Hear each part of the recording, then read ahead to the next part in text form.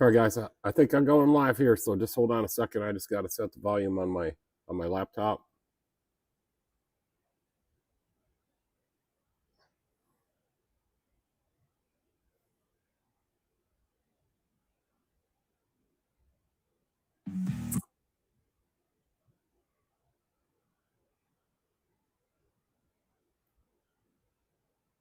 Okay, I think I got everything all set up.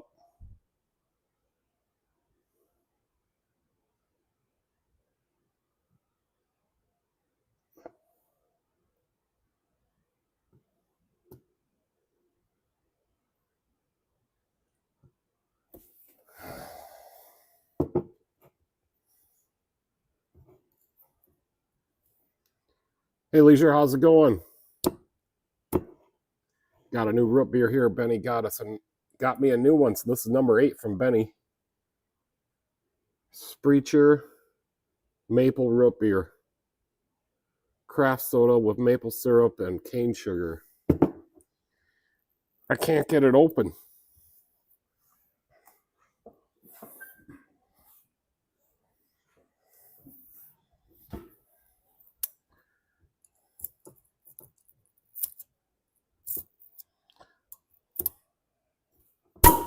Holy smokes. There was some pressure in that. I could smell it already.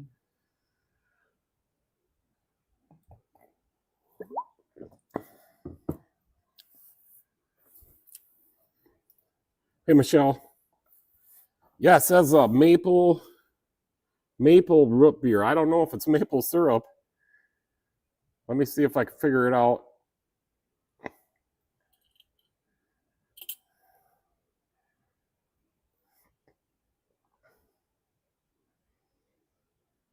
I mean, maple has to be maple syrup, right? Maple flavoring would have to be from maple trees. It doesn't. I don't know. It doesn't really say.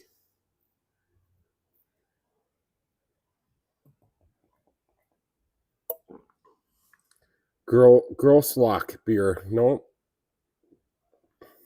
Yeah, Michelle, Benny wanted you to come out and try this too.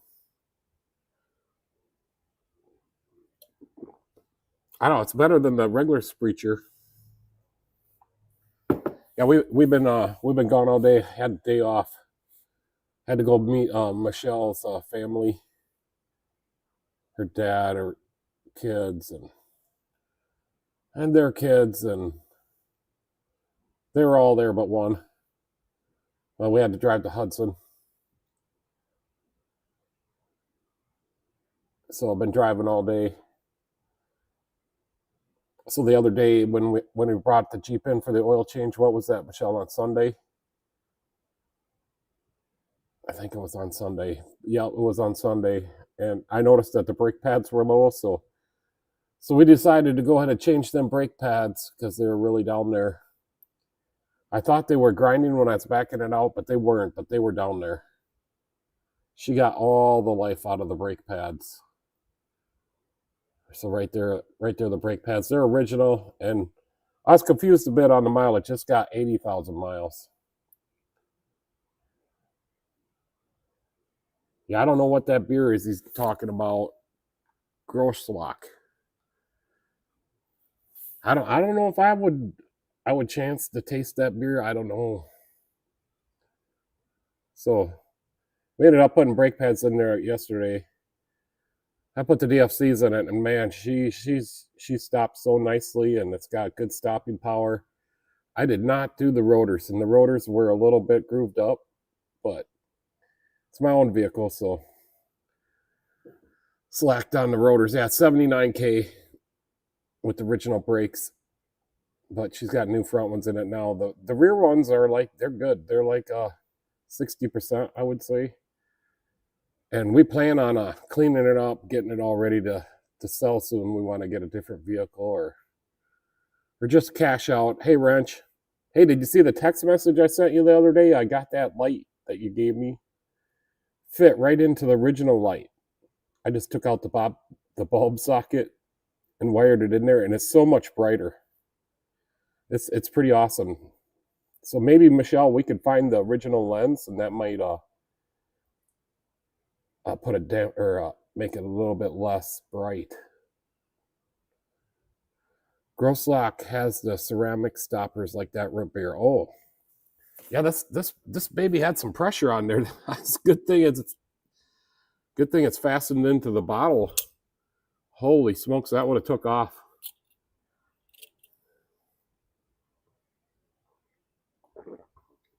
Yeah, I'm very happy with the light. I want to pay you for it. Oh yeah, I watched the video too. Thanks for the shout out there, Nate. That was pretty awesome. I watched that whole video. That's a good video you did. Here's the Daisy dog. Daisy went swimming for the first time today. Never been swimming, but we figured out she's all soft. Does she smell like No. So you said that's the St. Croix River? It's the St. Croix River in Hudson, Wisconsin. St. Croix River. You have to stand way over here. There's Michelle. Daisy is going crazy. She feels soft, so she doesn't stink like river. No. There's good water. It's a river and it's got good water. I know if you went into Mississippi, it would stink. I don't think a lot of dead people are in the Mississippi, not St. Croix. Okay. I don't want to swim in the Mississippi. JD, how's it going? All right, I'm going to try it. It's maple, right?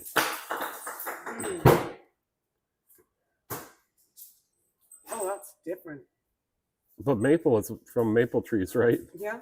Craft soda with maple syrup and cane sugar. I can't believe you didn't know how to open the bottle. I opened it. It almost exploded. See, it's reclosable. Look. So you can reseal it. Oh. Oh. Yep. Perfect. We'll drink it all up. Benny said he didn't even try this one. He said, I'll be the first one. That's good stuff, Benny. It's pretty good. We had the day off. We went and seen Michelle's family today. See, look. Well, that's what I did. Well, no, you're cutting something. Yeah, you had to cut it off there. You don't need a knife to do that. I tried it. I tried to peel it open. I'm not pretty strong. I had to use my knife. It's not pretty strong. JD says he has not got our chip yet. What? Well, we'll send you another one.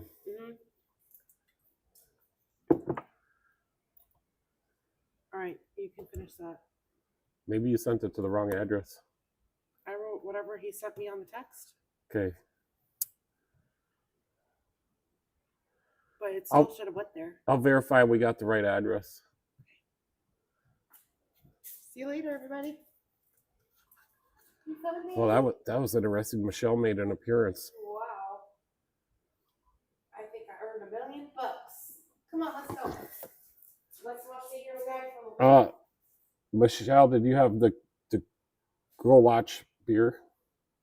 Yeah, I've tried it before. Oh, it's been years though. Hey Rob, how's it going? How's the garden going?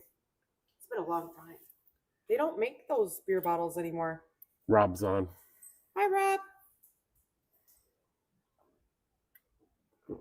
You're going to have to remodel your house and build a new bedroom because I'm coming to move in with you guys so I can eat all your food.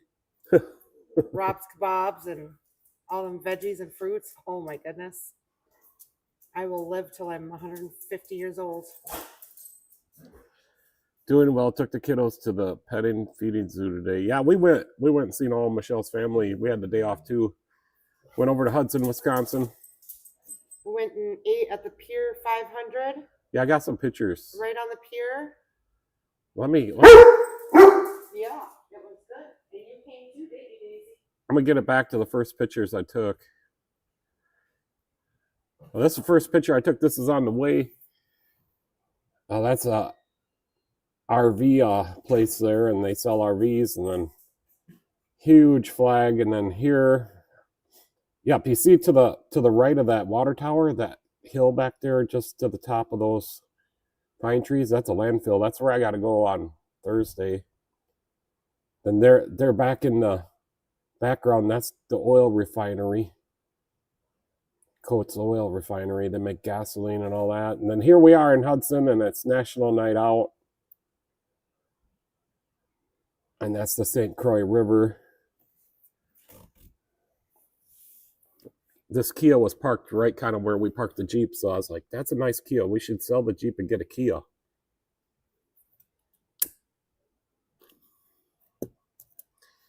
And that one car there is an Acura. What is that, an Audi? No, the three circles, I don't know. And then that's a, yeah, here it is here, Pier 500, just walking in.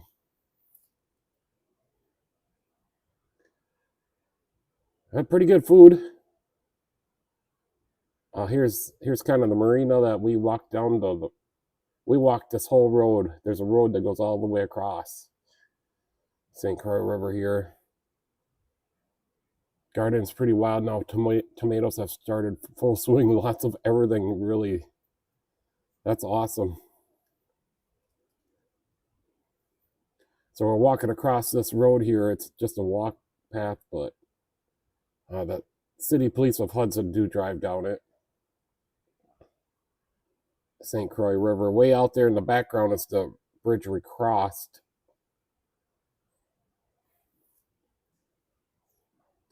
There's Michelle and Daisy in the water. Daisy took her first swim today. She never been swimming. Now we came back and I took a picture of that big boat.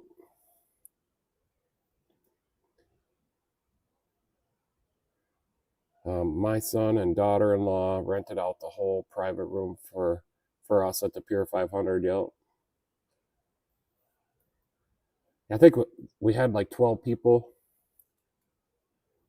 Yeah, right to the. I'm gonna try to make this bigger and pause it. How do I pause it? But right to the right of that water tower is where I got to go on Thursday. I got to make it even bigger. And that's not a hill or a mountain. That's a man-made landfill. We're off in the distance. I would guess we're about 6 miles from it right there. When I first started going there, that was just a hole in the ground, giant hole in the ground. I'd say that was about 12, 15 years ago. Started working on machines there. Now it's so tall they don't put anything on the top anymore. Yeah, it's all garbage in there. Windmill blades, asbestos, residential, everything. Garbage. Your garbage goes right there. I'm not going to say who owns it. I probably shouldn't say that, but it's a big company. That's where I'll be going. I won't be going up to the top. We're working more way over towards the right in this picture. But yeah, I've been going here working on the machines for about 15 years, and it started as a hole in the ground, not a mountain. Yeah, I could occasionally I'll go up to the very top because they're still doing some stuff up there, and you're clearly higher than that water tower. You're way up there. You can see everything from the top. Next time I go up there, I'll do another video. I think I have a video up at the top. Me and Dad went up there a long time ago. No, I don't think it's a family-owned business. It's a big refuge company, one of the biggest, and I think they're all over the United States. I'm gonna put this back down to normal size.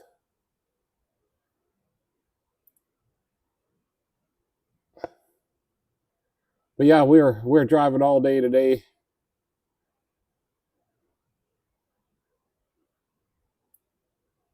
Jeep made it good.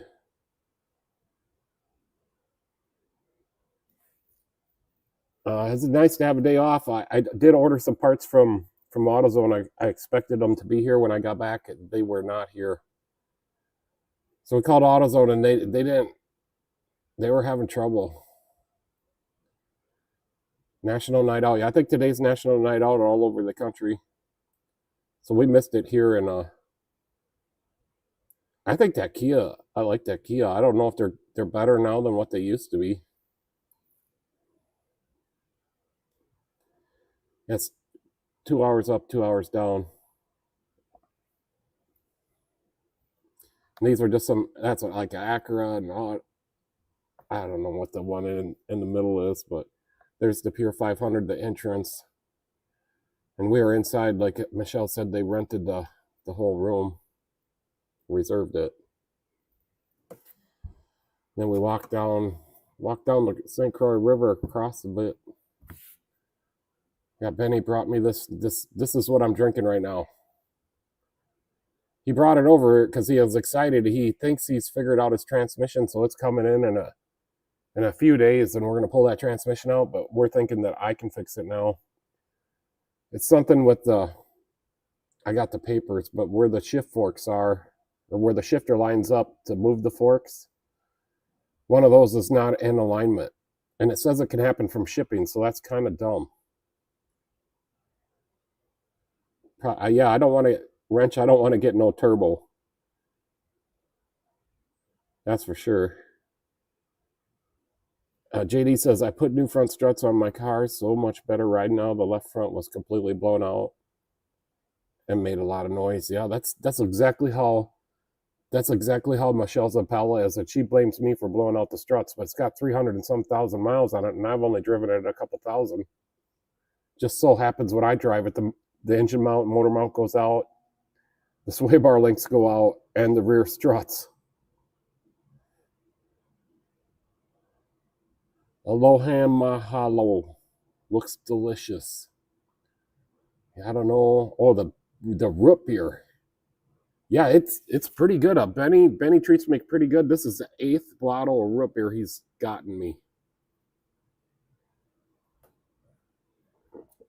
Yeah, I don't like Audis. We are going to start offering exotic and supercar oil changes here at the shop. I did try to look up an oil filter for, I think it was a 2024 Ferrari. All my suppliers cannot get an oil filter for a Ferrari. So I do have to figure out where I'm going to get these oil filters. I can get the oil, but the oil filters, I don't know.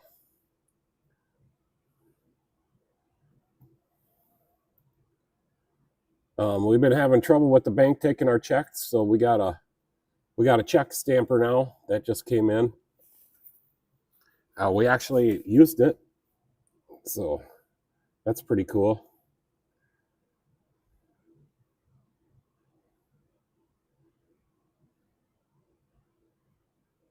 So has it been a little cooler at the shop there working, Nate?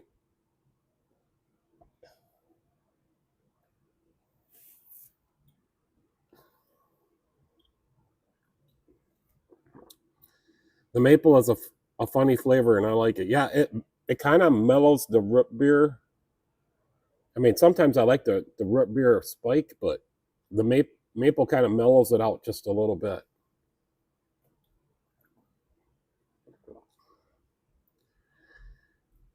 Yeah, that's what I mean. I could do that oil change a lot cheaper and make some money. I don't only have to do 1 or 2 oil changes a week. I don't think many people around here have exotic cars. We've seen a couple today on I-94 and 494. Yes, much nicer today. Got the next couple of weeks off, headed to the cities for a concert. Yeah, we were basically there, and then we headed east to Hudson today.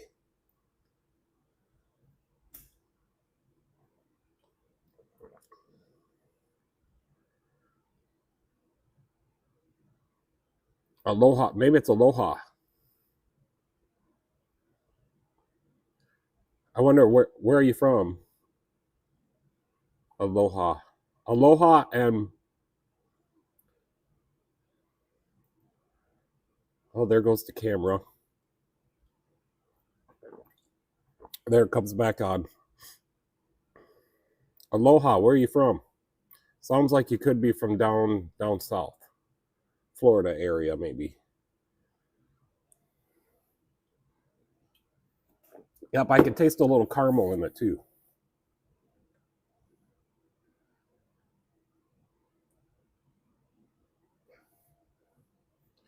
So yeah, some of the parts I'm waiting for the Chevy, I ordered a new thermostat and a housing. It was just as cheap as getting the whole thermostat. Hawaii. Well, how do you know, JD? Oh, that's what JD thinks? Aloha? Oh, Hawaiian. Michelle says aloha and malao are welcoming words in Hawaiian. That's cool. Well, I don't think we're going to make it to Hawaii, but we're going to Florida. Yeah, the coolant. So I've done 2 flushes on it, and I need to do another one because I can't get it clean. So here, that's the second flush. The first flush looked like this. Really, really bad. So I flushed all that out there, all of that out, filled it up with water and flush. Now I'm getting dirt and gunk out of it. Yeah, it's really bad. I got to do another one or it's not going to turn out good. But here's the deal. He had just had that at a different shop. It's one of my customers, but he said I was too busy and he didn't want to bother me. But a year ago, they put a radiator in there and a water pump and green antifreeze. So I don't think they got all the Dexcool flushed out of there, and it kind of caused a problem. Rob said he found that 3 flushes seems to be the sweet spot. I used to forget about the heater core. Yeah, but every time I bring it back in and drain it out, I'll drain everything out and then I'll flush it out with water again. And I got both block drains out, heater core lines, and then right now the thermostat's out of there. So the last time I flushed it through both sides of the radiator, but it's still coming out. It's still coming out really bad. And you know, I need to stand behind my work, and I got to get that everything out of there. So I'm gonna have to do it again. He's gonna have to pay me a little bit extra, which he's not gonna be happy about. But it's super bad. I got the proof. The thermostat was bad in it too. Like when I took it out, I could only get it up to like 160 degrees or a little bit less. But maybe it's got a 160-degree thermostat in there.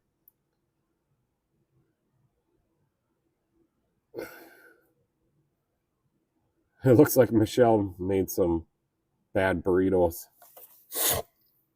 Actually, she just made me some chili burritos this last week. They were really good. So she makes a pot of chili, and then she gets a tortilla and then puts cheese in there and a shredded cheese and wraps it up in a tortilla, and oh, they're so good. But yeah, that was supposed to be done today because AutoZone was supposed to bring me the rest of the parts, but now I'm gonna have to do that in the morning, and there's a car sitting outside. So yeah, I got the parking lines. Here's the car for tomorrow, but the parking lines are working. Yeah, he said that could be from your burrito. But I'm so happy. I go out there anytime somebody comes here, or I look out the window, they're all parking in the lines.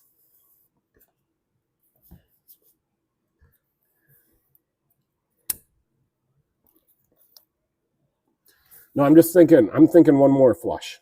One more flush, just like Rob said. I'm thinking that's gonna be the sweet spot, just like he said. I just right now it's still coming out really icky, so. And every time I flush water through both sides of the engine block, I got both block drains out, the heater core, thermostat housing's off, flushing it right through the radiator. So the little things that make us happy. Yep. I try to make my, oh yeah, already talked about my lines. Yep. If they, now I might need to put, like, you need to pull up, I'll put like a stop line in there because they're a little too far back, but it's better than having them park in front of the doors or taking up both spots right here. Yeah, we don't, sometimes over there where that Toyota's sitting, we'll tie Daisy up over there. Kind of by the Jeep. The Jeep's kind of out there over there. Sometimes Daisy goes over there. But I just took this picture today, right before the live stream, because I want to show these lines. I think I did a pretty good job. Michelle helped me measure them out.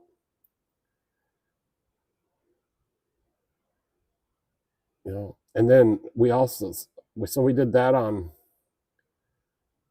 Sunday, right, Michelle? And then I also fixed the yard light. Right up there's the yard light. It's kind of a mess. We got security camera, the yard light, plug-ins.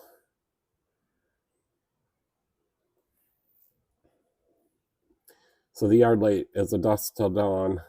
I wanted to get a picture of it on tonight, but it didn't turn on yet before the live stream was going to start.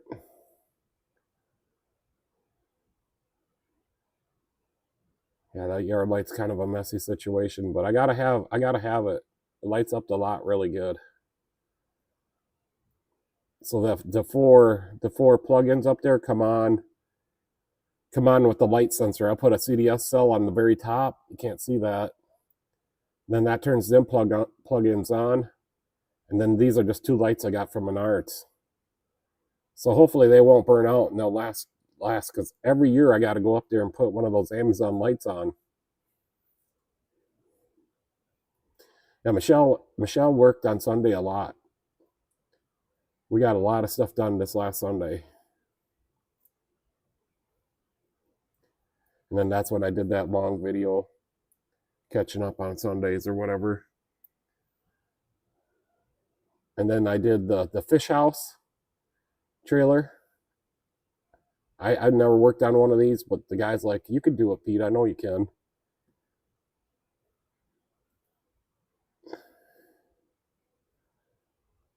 Yeah, so here's the cylinder. I got it off in the back of my truck. I went on a service call in my own lot, and there I got the new one on already.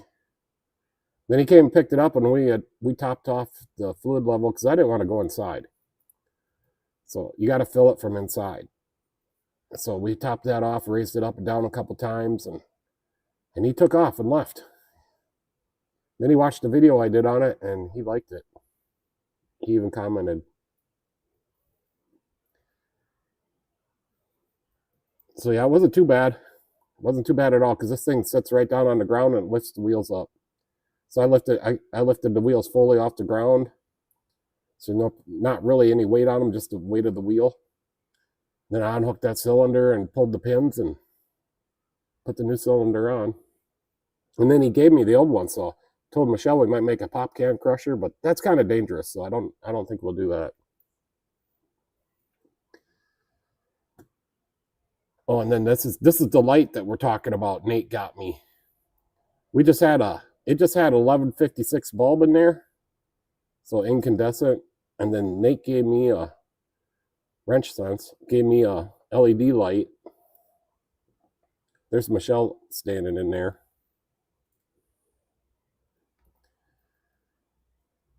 Yep, he paid it. Well, it didn't cost very much for me to go out there and put that cylinder on.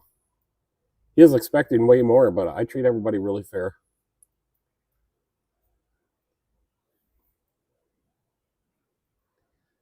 And then we had an Equinox out there with a bad PTU. The guy's not going to fix it because everything else is shot on it. So he came and picked that up too the other day. He had to borrow my car trailer because he wanted to drive it, and I'm like, no, you can't drive it, or you shouldn't drive it. You probably could, but I'm like, it's gonna self-destruct if you keep driving it. So we loaded it up on the trailer. He borrowed my car trailer. He was really happy. So we got a car out of there, out of the back parking lot.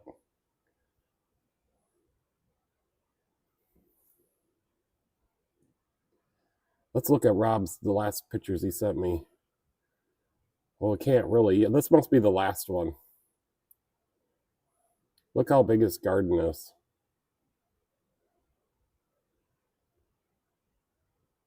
Oh, yeah. Michelle said she wants to move in with you, Rob.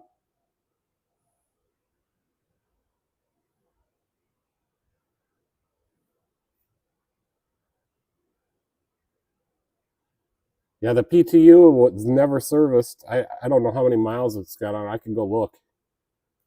Let me look for the miles really quickly. Find the guy's invoice.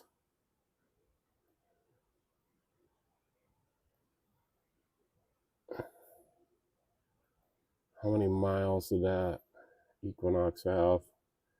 Well, it's only got 203,000, so not very many. It's got the 3.6 liter, so it's got the big engine. Let me see what year it is. 2014 Chevy Equinox. The PTU stripped out the pinion. The rear diff looked like motor oil. Transmission looked like motor oil. Stinkwinox. So I told him about all those issues, and I quoted him a GM PTU, but I said if he wanted to buy one on Amazon, I would put it in, but I wouldn't warranty it. And I told him, I said, if you want me to do I said, I don't want to do it if you want to go with my quote. I said, here's the quote, but I'm not going to do it because everything else is bad on there. But I told him if he wanted to get a cheap one off Amazon, I'd slap that in there, and then he could chance the rest of it. But he decided to get a different vehicle. I got bad news. The head bolts I ordered on Amazon for the Jeep engine, they're not the correct ones.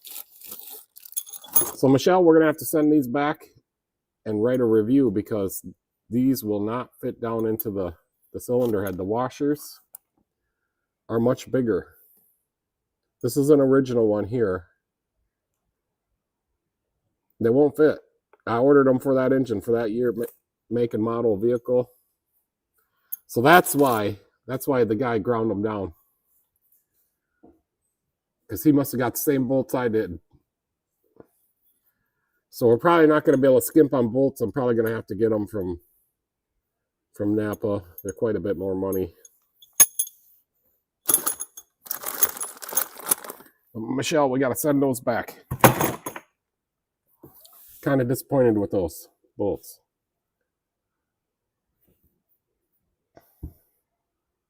She says, oh, okay. If you don't pay and take your vehicle without an agreement, I send a text to the owner that the vehicle was stolen. Do you want me to call the police or do you? What's Daisy doing? She's laying over there in her spot. So right over there. She's just laying down. She's listening to me.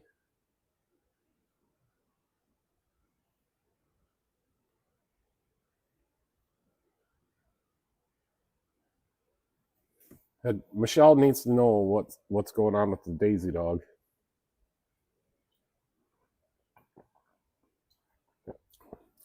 She got a workout today, and her nails got trimmed down because that was some pretty abrasive stuff. How you doing? How you doing? You doing good? You're soft. You're soft. You got 2 baths in a week. 2 baths in a week? Mm-hmm. Yeah? Mm-hmm. Maybe I'll tip this down a little bit. Over here. There she is.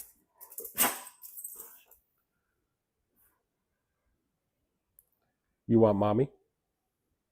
Where's mommy? You want me? You want to play? Go get it. Go get your bone. Go get it. Go get the ball. No?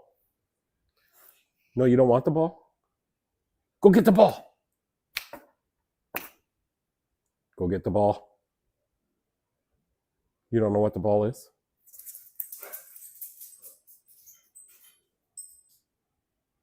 Go get it.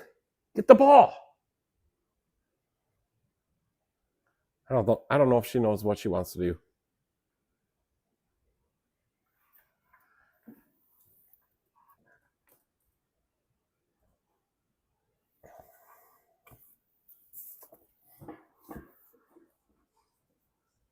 I got it all out of whack here.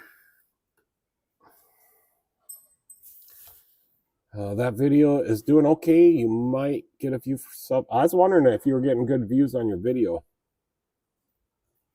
So I know the algorithm. You got to publish something at least once a week. No vehicle leaves until Katrina gets paid. Once payment is received, the receipt along with the keys and the fuel pump relay are handed to the customer. Good idea. Take the fuel pump relay. She's wiped out from the long walk, first ever swim. Yep. Daisy has had that. Nah, Michelle's the real boss. Here, look. Yep. She's wandering around back there by that engine. What are you doing back there? You just stick around here. Yeah, I'm pretty sure all the antifreeze, the coolant from the truck, is been washed down the floor, so I don't think there's anything to worry about back there.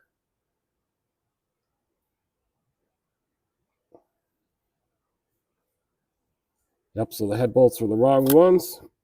I didn't get my parts from AutoZone. I'm gonna have to do that truck in the morning. Yeah, she went and sat back down.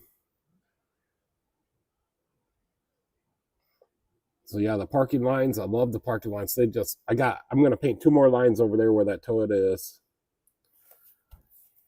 So there's 4 places for people to park, most generally in front of the building.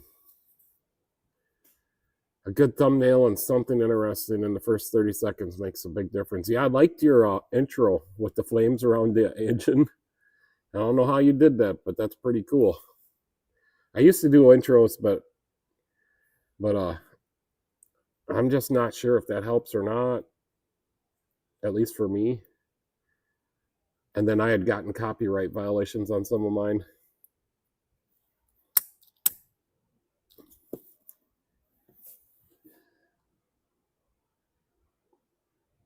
Yeah, the Chevy Aveo. The Chevy Aveo is no longer. It's still sitting out here. I don't know when she's going to come and get it. There's the portrait picture. I offered her $100. I was hoping I could get that car. Make a go-kart out of the engine or something. So Nate says he's got over 50 subs from that last video so far. That's amazing. Yeah, thanks for the shout out in that video.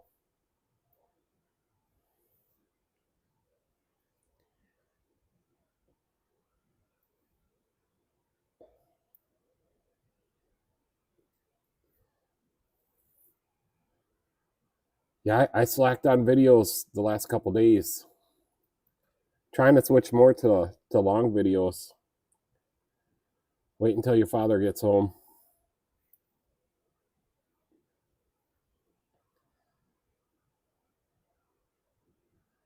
Yeah, she just knows Pete is stronger. So if I need an extra reinforcement or something, she sees Pete and does exactly what I tell her. No, me and Daisy are buds, so she knows she can get away with a lot with me, and then she knows I'm going to give her a piece of my bratwurst or whatever I'm eating. She waits for me at night when I finally get in home. And then we have to have the Daisy and Pete session.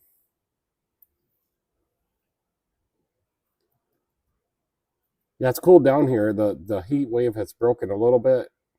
I suppose it's low 80s. Tonight's supposed to be 50, 55, you said, Michelle?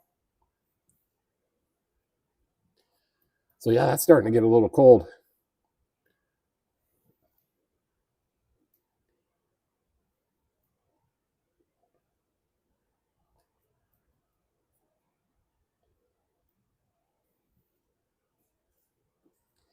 Yeah, I need to do some more long videos. Need to do more repair videos. I'm cracking the windows open. 58 here. Yeah, I think it's supposed to get down to 55, Michelle said on the way home tonight.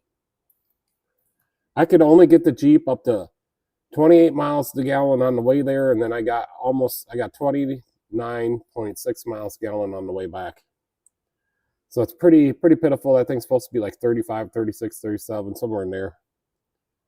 I don't know why it gets so bad at gas mileage, and I don't know if it's because I put 520 in it this time, but it just seems worse.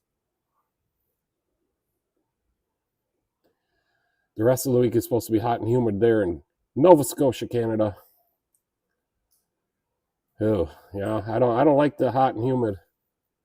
And I was talking to Seth today, I was talking to Ross and about Florida, and he says I'm not gonna like it there. It's too hot and too humid. I said I got to be outside working, and so I need to be able to work, and I'm used to the cold, so it'll take a few years for my body to adjust if I have to move there. It's gonna be warming back up, but not too bad. 70s to mid 80s. That's tough, JD. We're cooler than normal here. Humidity is normal, though the same sauna level. Michelle, how cold is it getting tonight? That's the third time I've had to ask. Oh, she already said 57. 57 is supposed to get here tonight. That's pretty cold.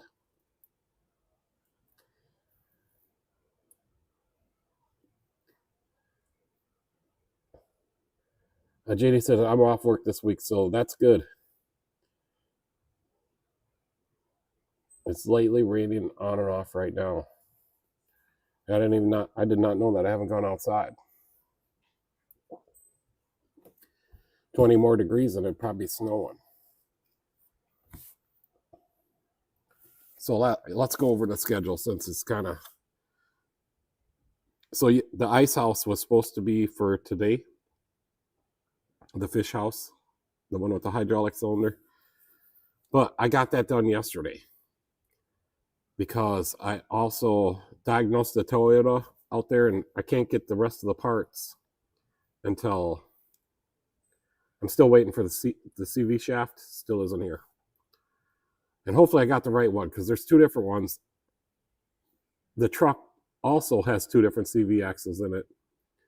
So the one on the passenger side is brand new, and it's the heavy duty extended CV shaft for high lift. So that's the one I ordered. But I did take that CV shaft out and drive it without it, and that's not where the noise and vibration is coming from. I took the rear drive shaft off, drove it in four-wheel drive. It's not coming from there. Yeah, you guys don't know about the Toyota, but I wanted to do a long video on it because I was sure I was gonna be able to pinpoint where this resonation, surging, vibrating noise is coming from, but I just can't. And we spun it up on the hoist, but there's no load on it, so you can't really. We couldn't pinpoint it on the hoist. I did find out the driver's side wheel bearing is just starting to go out, so that's what we're gonna use that bearing that I did the video on. And I know nothing about these bearings. I must have put it over here. Here it is. Koyo. Got it from Napa. So I told Michelle, get the cheapest wheel bearing you could get. That's what we do here. So got a Koyo. Never put one of those in. And it's huge, so I don't know if my press is going to do it or not. Look at that bad boy. JD says it's a good brand. Well, that's good to know because I don't need to come back and have to warranty it. So we decided our warranty period is 12 months, 12,000 miles. That's what we're going to do.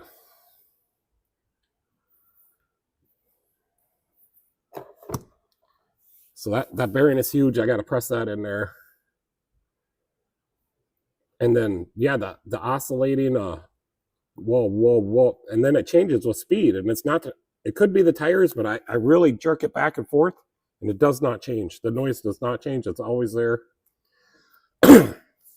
So I'm just wondering if it's the planetaries in the transmission or something, excuse me, something in the diff, the front diff, because I've isolated it to the front. The bearing is probably made in Japan. Yeah, it's made in Japan.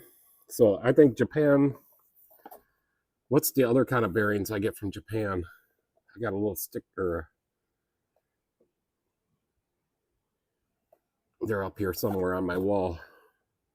but we put them in motors, electric motors. KBC, no, they're Korea, but KBC bearings are good. Japan, I've never tried this, so I'm taking your word for it, JD. This is the cheapest one, and it was fairly expensive. So this Toyota came into me missing, and the Chevy dealer diagnosed that both front wheel bearings were bad. It needed spark plugs, and I at $3,500 they wanted to do all that work. But I did get the miss fixed. It wasn't the spark plugs. It's got new spark plugs in it.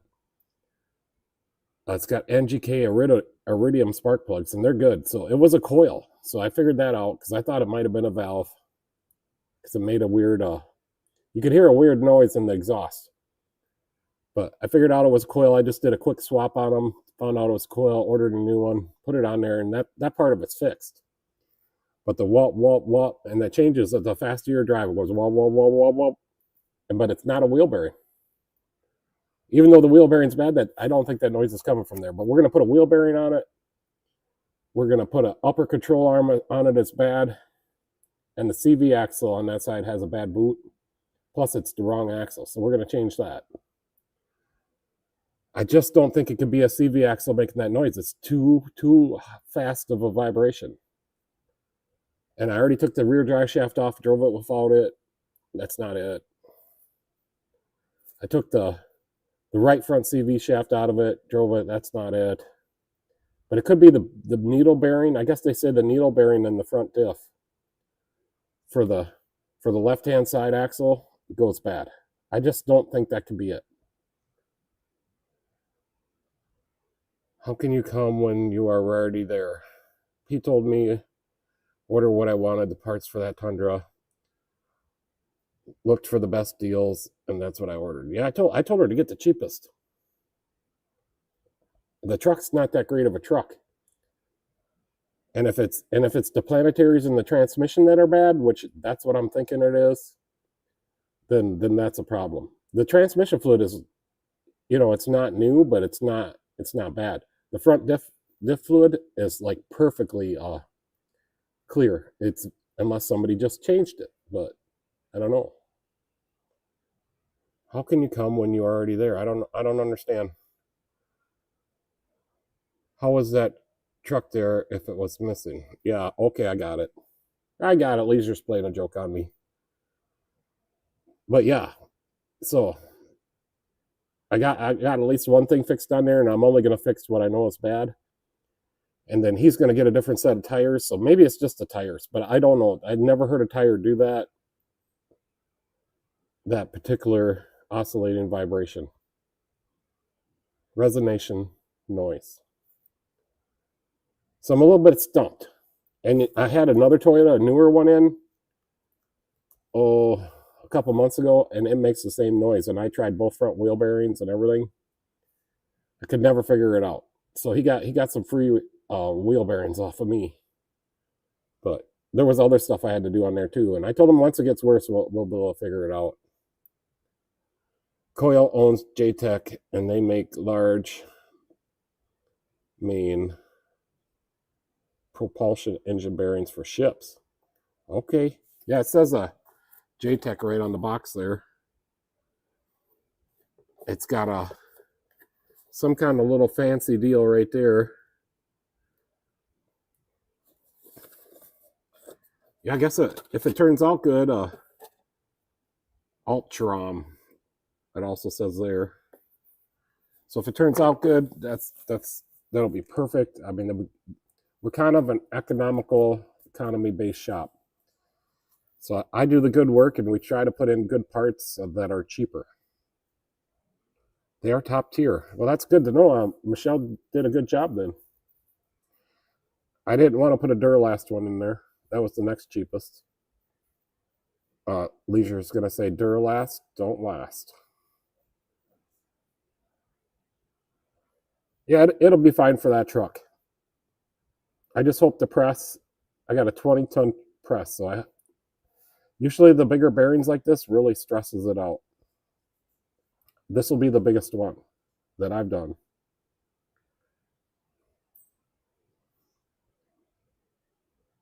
So yeah, I did do a long video on the truck. I just haven't uploaded it yet because I'm not finished.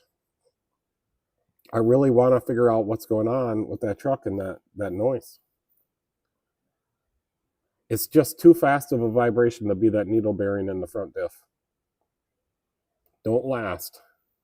Yeah, I did watch another video on the Napa O'Reilly saga. And I guess O'Reilly's has offered Napa $10 billion. And I don't think Napa's accepted yet, but they offered that to them. If you can't get the bearing pressed in, you can run it over to KFI. We'll get it in. Oh, that's good to know. I didn't know you guys got a big press over there. So I think I could get it in. Usually it's getting them out that's the hardest. Usually when I'm pressing them in, they go right in. I put a little motor oil on them and they slide right in, and I clean it all up really good.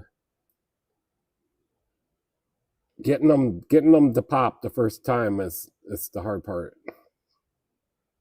I guess I could heat it up a little bit, and making sure I got the right spacers and adapters. And should be okay. I've been collecting that kind of stuff for the last I guess 4 years now. Several brakes that can get the. Oh, you guys got several presses or press brakes that can get the job done. Yeah, and all the guys over there know me anyway, so I'm sure some of them have retired since I've been there the last time. We used to bring frames over there to get powder coated, and then they used to either plasma cut out some brackets for me. I don't think they were laser cut. They were plasma cut. I could be wrong. They were 1/2-inch steel.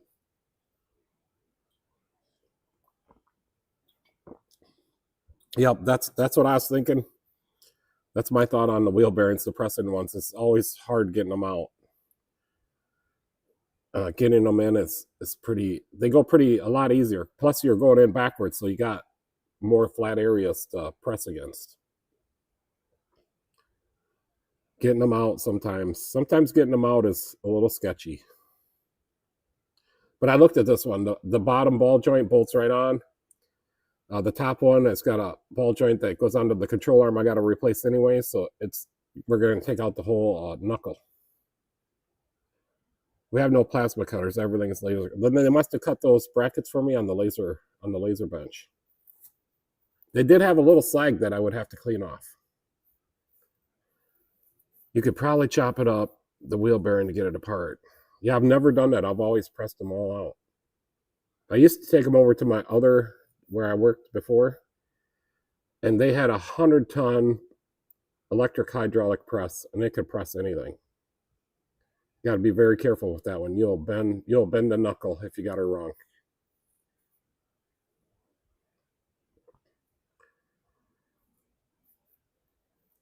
So yeah, I got a few. Yeah, let's going back to the book.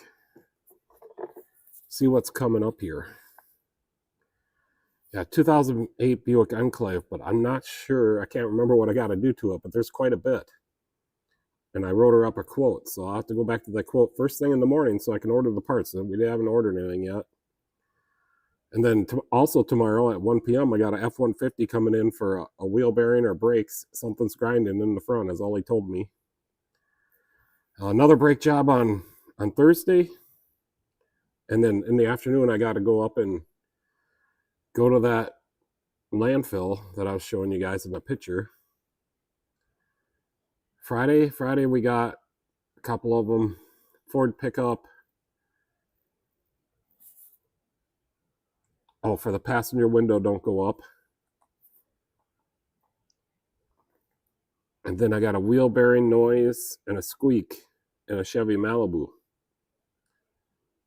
And so far, yeah, I think there's one oil change I haven't written down here yet. 6 oil changes in for Saturday. And one of them needs more. One of them said they ran over a curb and something, they dislodged their filler neck, and now it's throwing a AVAP code. He says it's supposed to be a quick fix and that I should take a look at it. I don't like being around Pete when he does suppressors. Every time they pop, I jump about 3 feet. Yeah, that pops pretty good. Do you have a sandblaster for doing caliper brackets or just grind them? I got for the caliper brackets, I'll have to go get what I got. It's a nylon bristle brush, and it works awesome. It cleans it right down to shiny metal without grinding it. I would never grind on a bracket. I do use a file sometimes to knock off the bigger chunks, and then I'll use that. Lost the stream, but it says it's good here. Let me go get the nylon bristle brush.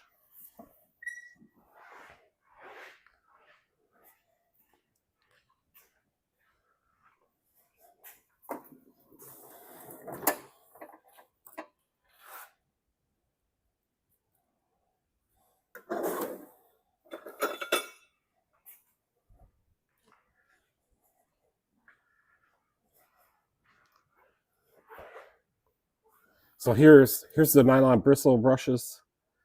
This does work really good. It's the best one I found for cleaning the brackets. And maybe I'll use this nice little square file here. It's pretty rough, pretty coarse. Yeah, there you can see it. And this generally fits all the slide areas pretty good. Was on my end. So much rust around here.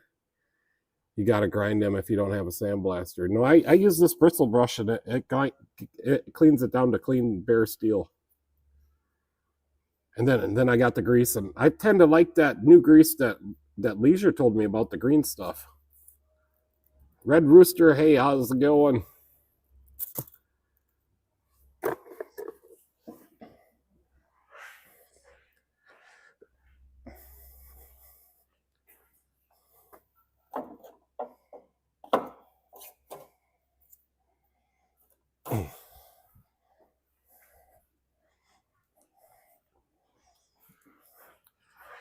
So I was always just using the purple stuff, and this stuff is really good. I've gone through a couple bottles of this, but Leisure hit me onto the green stuff. It's a little bit thicker.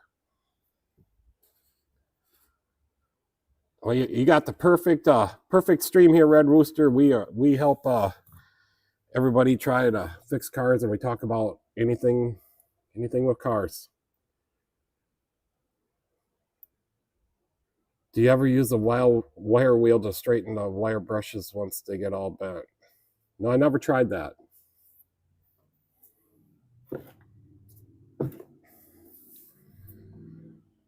Clean up the hubs and then paint it with some wheel bearing grease.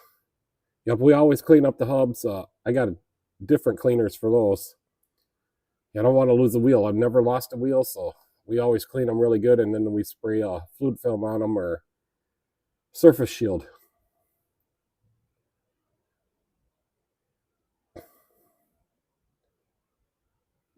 I do have a problem with my AC that I can't figure out. Well, let us know. We got a whole bunch of technicians on here and guys that know about cars, and we all work together to help everybody.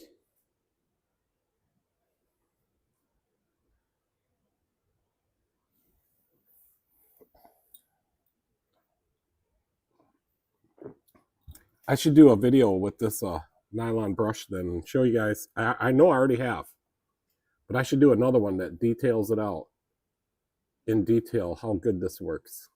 You would not believe how good this cleans the caliper bracket. When it's on the cold side, it just throws hot air. Well, that's a little bit vague. So I'm assuming that when you turn down the dial inside the car, it's throwing hot air. So is your low side line outside? Is that cold? If it's not cold, then you're probably low on refrigerant. And if it is cold, then you got an actuator bad. Let me throw. Pete, we have a new wheel abrader blaster. If you ever need big stuff prepped, I don't know what a wheel wheelabrator blaster is. I'm gonna have to look that one up. Okay, so the outside line is cold. So you probably got an actuator bad inside the HVAC box. I'm gonna pull up an actuator here. I got one here somewhere. Those actuators go bad right here. So I always put in the OE actuators. So it's probably got a blend door actuator that's bad. Oh, it's not cold. Oh yeah, then you're low on refrigerant or your compressor's not turning. Yeah, it's not cold. If you're low line outside, it's not cold. So the next thing you need to know is your compressor turning. If your compressor's not turning, it could be low on Freon, or your refrigerant, or your clutches could be bad. The compressor clutch. I got to learn how to read. Yeah, so if your low side line outside is not cold, then you're low on refrigerant, your compressor's not turning, your clutch is bad, something like that. Yep, we get a lot of bad blend door actuators, but if the blend door actuator is just not working and it's blowing heat on the inside, and your outside line, the low side line, would be cold.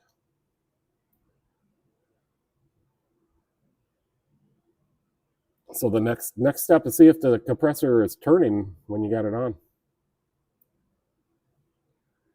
And after that would be the check the pressure on the system. I had a couple come in this year that had pressure but no refrigerant in them.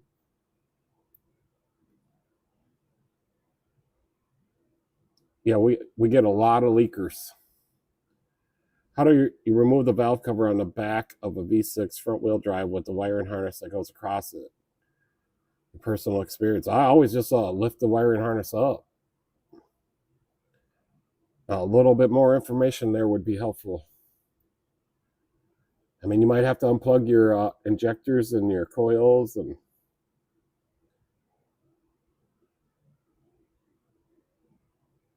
I'm just wondering if he's talking about like a 3.5 Ford.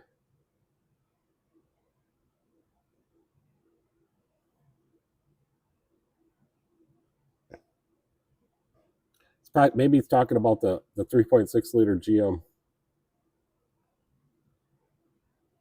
Yeah, you just got to keep taking stuff apart till you get down to it. I got a lot of service information here, so a lot of times if I need to look something up, I'll look it up. KLB. Yeah, it really helps if I know what kind of car.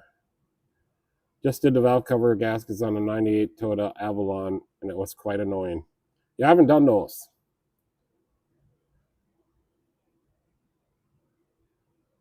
Maybe sometimes you just got to unplug the wiring harness on the connectors and then drape the whole harness across.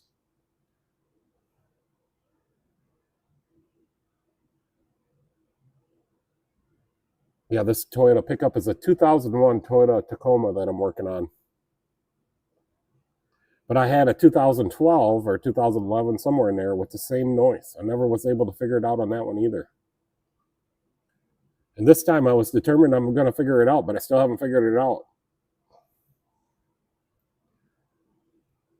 Yeah, maybe I'll have to have Nate come over when we're going to work on that Toyota, and maybe he could go for a ride with me and see what he thinks.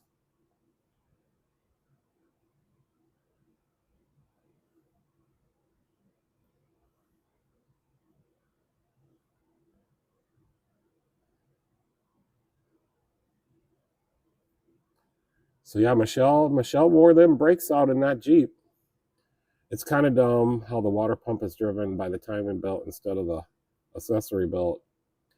Yep, that's pretty common. Ford drives it off the timing chain inside the engine, so engineers they don't care anymore. I think a lot of cars will drive the water pump off the timing belt. That's pretty common. Back in those days, they don't use very many timing belts anymore. Now, when they use a timing belt, they put the whole belt in the oil. At least GM does.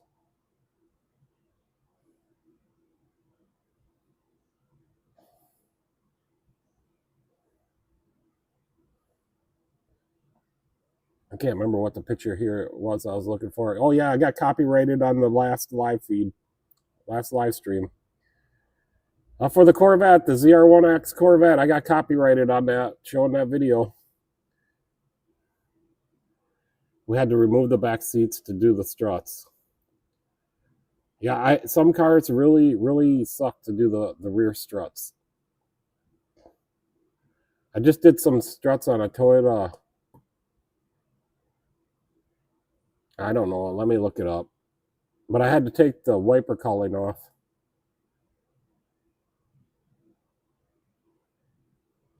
Let me look up. It was last month. Fairly new customer.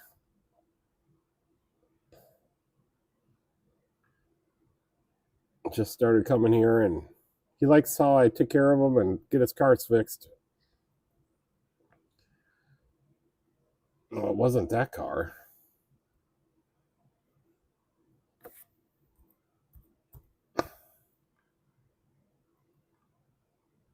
...2011 Toyota Sienna. I did the front struts and did an oil change on it. But yeah, I had to take the windshield wipers off and the windshield wiper cowling. Dodge Journeys suck.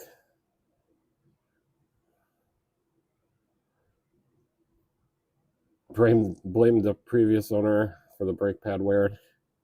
Well, that would... to put rear struts on, yeah. I don't think I ever done a Dodge Journey. I only have one customer that has a Dodge Journey.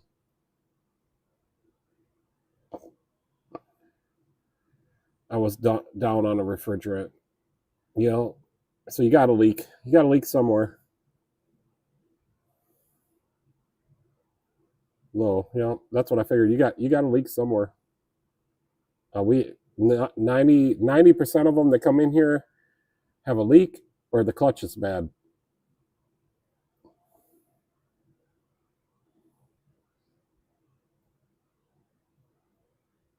I think it's probably higher than that. 95% of the cars that come in here for the air conditioning have a leak.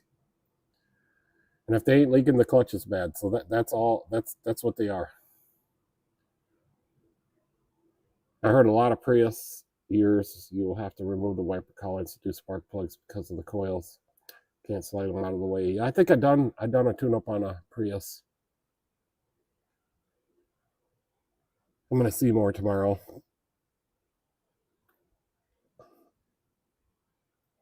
A lot of times I'll have to put some dye in it and charge it back up. I do got a nitrogen tank now, but I just find it easier to put some dye in it, charge it up, look for the leak. Go out, drive it, bring it back, look for the leak. And if I can't find the leak, usually it's the evaporator. You got to take the rear interior panels off to change the struts. Yep, I've done a couple cars like that. The rear on some cars is usually more difficult. Yeah, we'll put dye in it, refill the refrigerant, come back in a week. Yep. So if I can't find it, I'll ask them if they want me to take the refrigerant back out. But generally they'll say no, and then I have them come back in a week so I can look at it. The last one I did was the Toyota Camry, and it turns out that it's the evaporator core in the front, and then we still have to tell that gal Michelle that Wrench said that he'll change that evaporator core. And it may not be as difficult as what I was thinking, because I watched a video and some guy commented there's just 3 bolts on each side of the dash, and then unplugging like the main harness and some stuff like that, and the whole thing pops out. You sell things Or no, we don't have nothing for sale. Corch.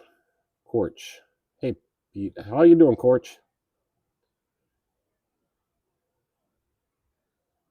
Yeah, we're just having a little live stream trying to talk about just about anything. I started off, I still got a little bit of root beer left. It's not bad. Maybe it's a little like caramely.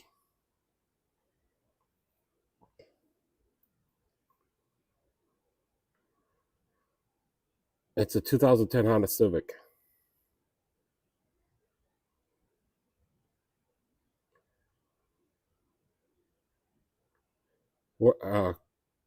Corch, Ain. I'm butchering that. I know. I'm sorry, but where are you from? Maybe I'll just call you 376. The transmission blew once already. Well, that's not good. 2010 Honda Civic.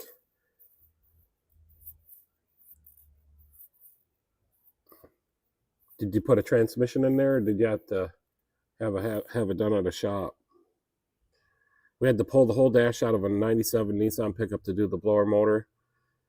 And pretty much everything with the AC, also new compressor, dryer, and condenser. Well, you did a lot to that. 97 Nissan, somebody really wanted that air conditioning to work in that one. Maine, oh, that's cool. You're right below JD. He's in Nova Scotia.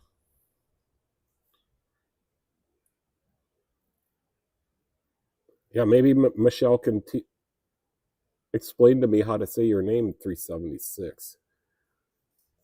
Corchain.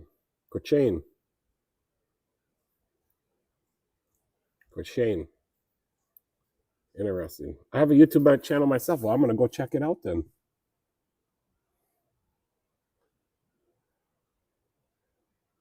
Go to channel.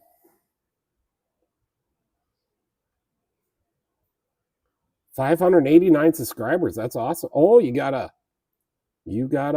repair cars a little bit. Well, I am subscribed to you. You've been on here before. I remember you. Yep, I'm already subscribed. You're getting there. Keep it up.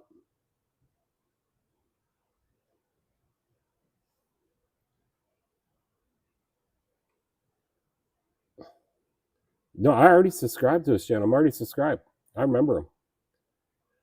The transmission blew once already. I fixed it myself. Well, that's good. That's awesome. Is that a CVT or is that a regular transmission? I don't know when they came out with CVTs. Yep, it's just you gotta just content. You gotta have something. You gotta upload content all the time. Short videos work really good for getting some subs. Not to mention the wheels and tires, front ball joints, new shocks all the way around. And it kicked a rod, so we put a used motor in it. That Zeta. Let me see which vehicle this is. 97 Nissan pickup.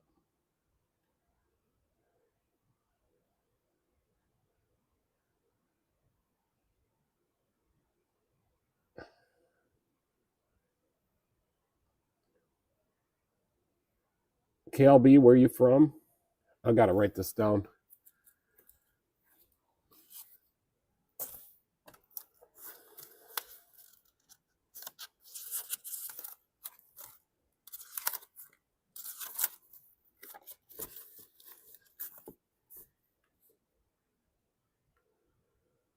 Corshane is from Maine.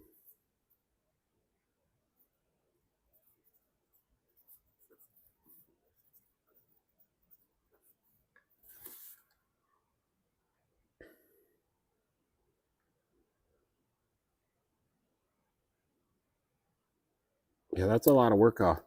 So me and Michelle, we made this planner. I don't know if I showed you guys or not. for our Florida trip. I think I did. And then it's got, I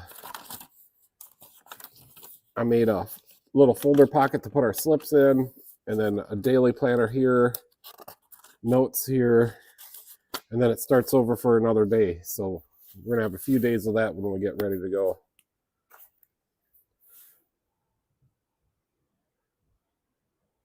Bowman, Georgia. I work at a shop with my family from our church in Royston. Okay, that's awesome. In case you ever come back, I'm writing that down so I don't have to ask, and I'll try to remember.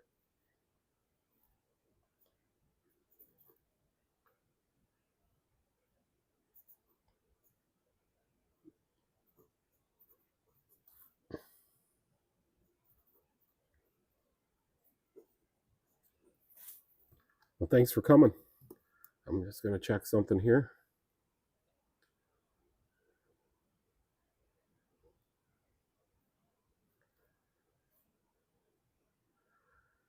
Well, you got a YouTube channel.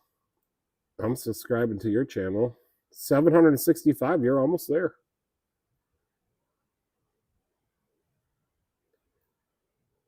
Little model turbocharged Lego engine.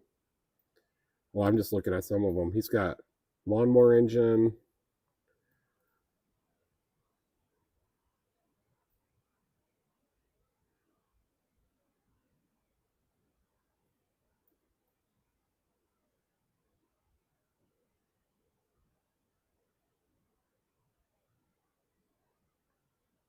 The other thing is to stay on your niche. But I know I get off my niche once in a while with some of my videos, so but it's really important if you're going to gain subscribers to just have one single niche.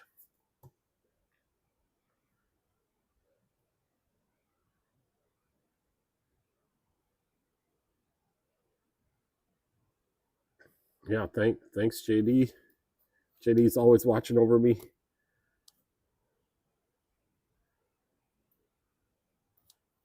Yep, we're gonna resend you another one.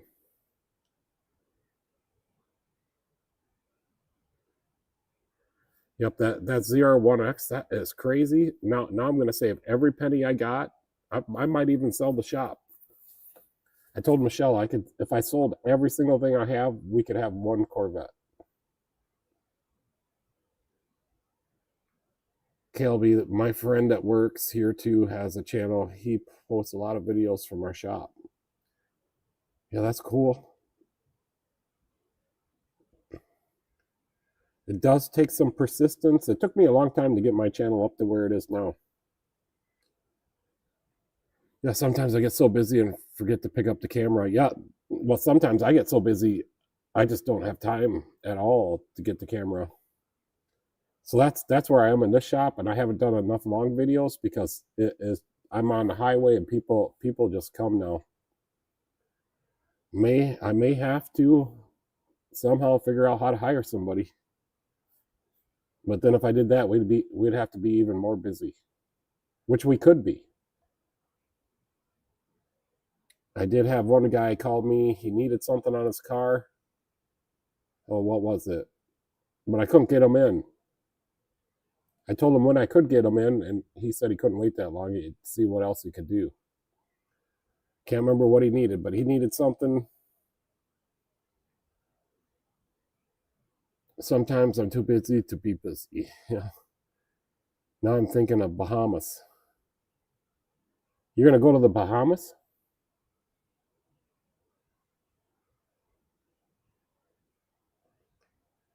Oh, and Corshane 376. Yes, I do towing and some transports. Key Largo. I must have missed something in my chat. I don't think I have every message there. Now I put it to live chat. I don't know why it just doesn't start in live chat. Are you taking the motorhome tonight? Well, our planner book says Florida.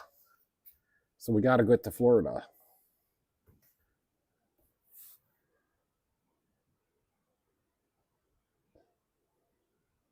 Key Largo.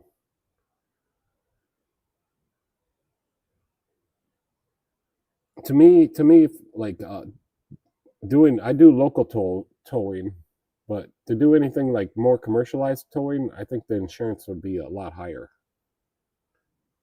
Or I'd have to add on to my insurance, put it that way.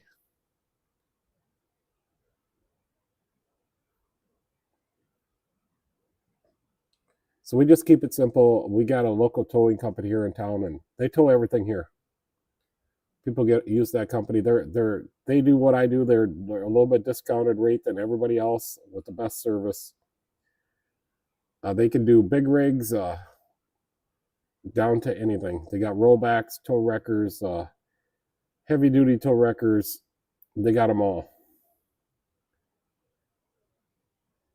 Yep, we are out. Let's see how far the schedule goes out.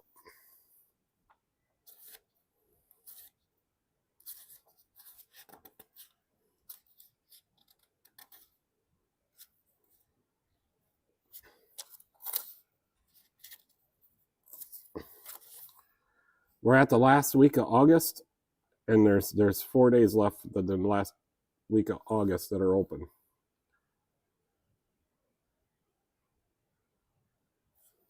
And I'm assuming on Monday that'll get filled up.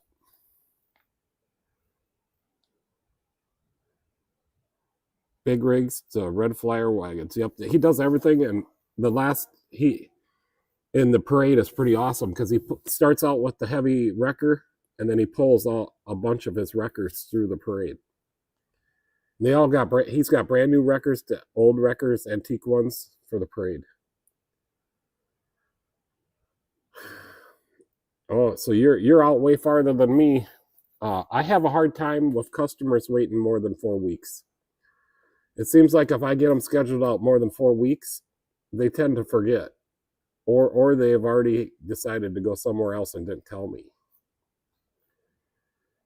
So I try to keep it around 4 weeks now because I learned if you go out 2 months, they tend to forget, or they'll forget and go somewhere else, and they won't call me to let me know. And then when it does come to their day, somebody else could have used that.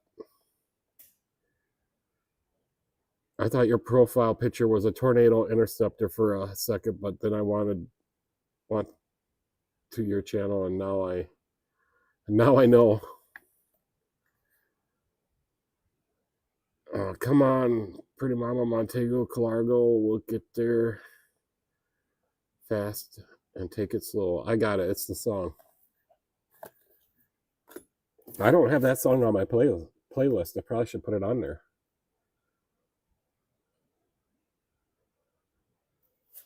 Are you saying we can buy the ZR1X? We can sell everything? We could drive that to Florida.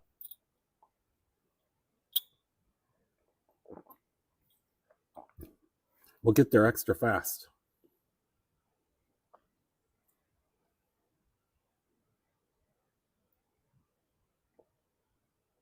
Yeah, so I'm getting excited.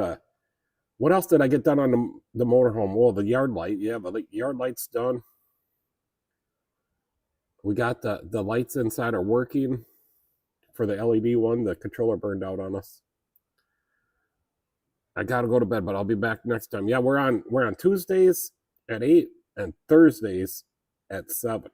So at Thursdays at 7, we put it on the wide format. It's a lot easier to show pictures and see what I'm actually talking about. And one of these days, I want to do that engine, Michelle. You got to help me with the camera in the comments. Be hard for the three of you to live in a ZR1X. Yeah, and we wouldn't have any money. We wouldn't have any money left over for hotel rooms or whatever. Yeah, the camera just keeps wanting to reset on me. I don't know what's going on with that. That's dropping out again.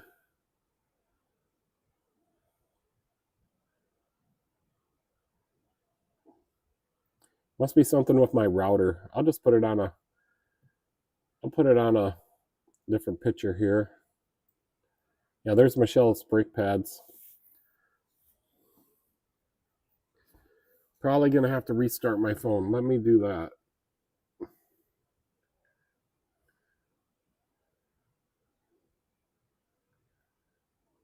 I'm going to put it back on the phone cam and then hit this again.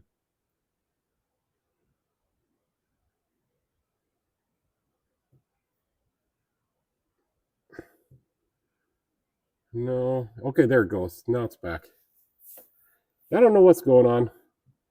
It's the internet nowadays.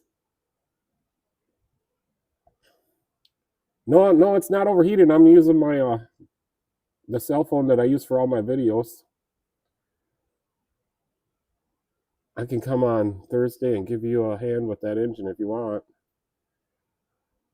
Yeah, we could stick the valves in it, and then we can take the crankshaft out and hone the cylinders and change that piston ring and start putting things back together. I can't put the heads on it because I'm going to have to get new different head bolts now. Yeah, I got the AC on. It's 73 degrees in here, so it's not bad. It's probably colder outside right now. Just it was a little muggy in the shop when I got back today, so I turned the AC on. I think it only ran once or twice. Plus, I used all the water out of the AC barrel to flush this pickup. There's not much left in there. So I've used like 40 gallons of water so far flushing that cooling system on that truck. And I got to do it one more time. Now that is super, it's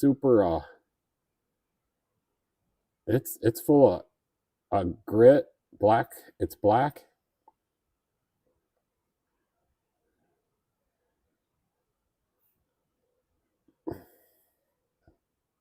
Yeah, I just thought like half the live stream towards the end, I would work on that engine. I mean, it was just a thought, but I'm not sure. Yeah, here's the coolant. Look at how bad that is. This is the second time the pan caught. Yep, that's the one we're doing the engine in, Shane. Yeah, I could pull up I got a video for the engine on that. And I probably did some damage to the cylinder block on that by running that. But I'll accept whatever damage I did, and if it burns a little bit of oil, big deal. But yeah, the one ring was messed up, the oil ring, the oil wiper ring. The 3-piece ring. And it was messed up, and it got into the cylinder just a little bit. And I got a rigid hone and I got a dingleberry hone. I'm hoping it's going to clean up pretty good. Yeah, this is like a 2003. I think it's a 2003. I know I'm going to get it to run. I just don't know if it's going to burn oil or not.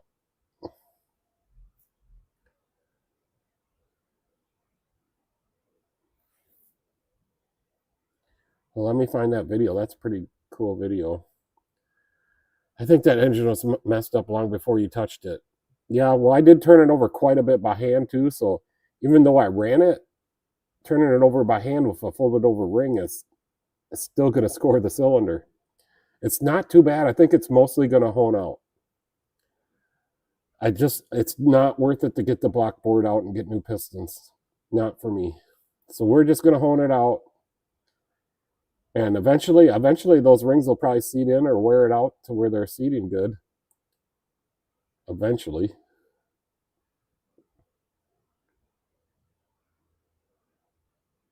It must be way down here on the list.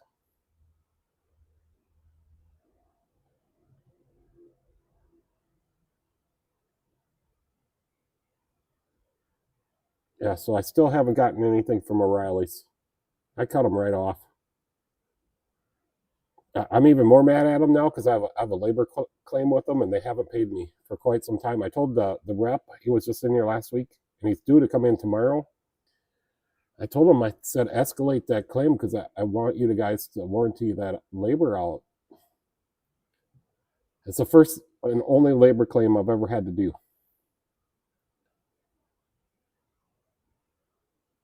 So that just tells you, I've been in pretty So I figured out how many invoices I have a year, and we're doing right around 1,000 invoices a year. So for me, I think that's pretty good. Able to pay the bills, just one guy, 1,000 invoices a year. Canna engine restore.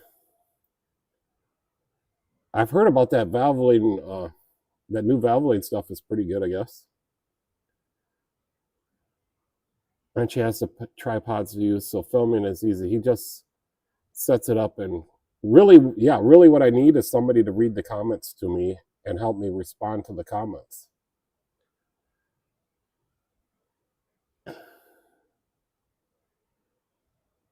ROFL. Oh man, O'Reilly's, you having issues with them as well? I don't know why it went to that picture.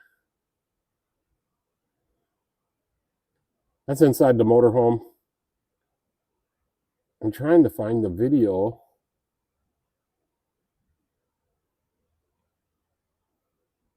Of this thing when I started it up.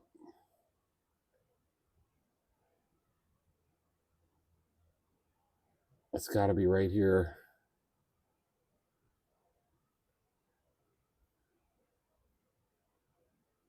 Got to break in that flat tappet cam on the hot rod engine. A little nervous about it.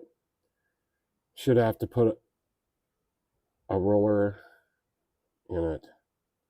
Should have put a, I think he meant should have put a roller in it. I used some braking oil on that. And hopefully you got some good lifters that have the hardened ends on them. All right, come on.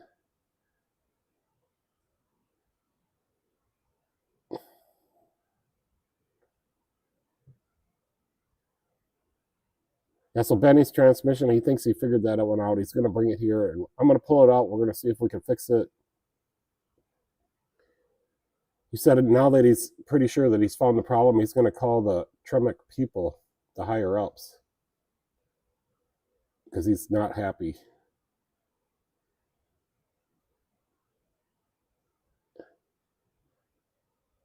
Yeah, I just had it out with my O'Reilly's. What happened? Be interesting to know. I got a couple different reasons why I'm mad at him.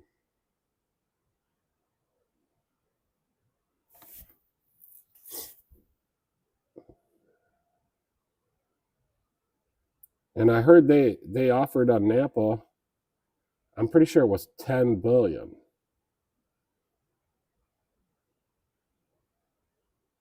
I don't know how you could refuse $10 billion.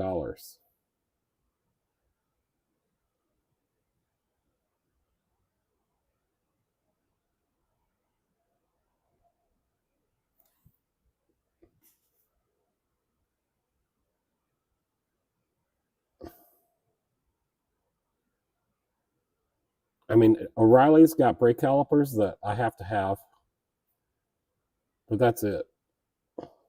The rest of the stuff I could get from my other suppliers.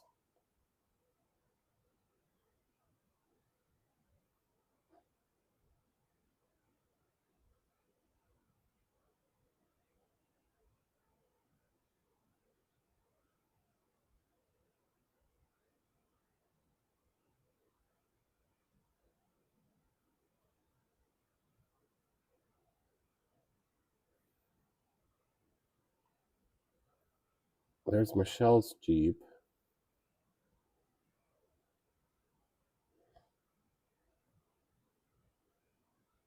Why is it so big?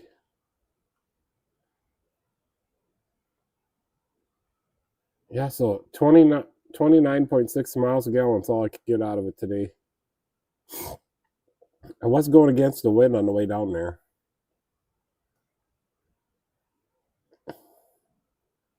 There's Michelle.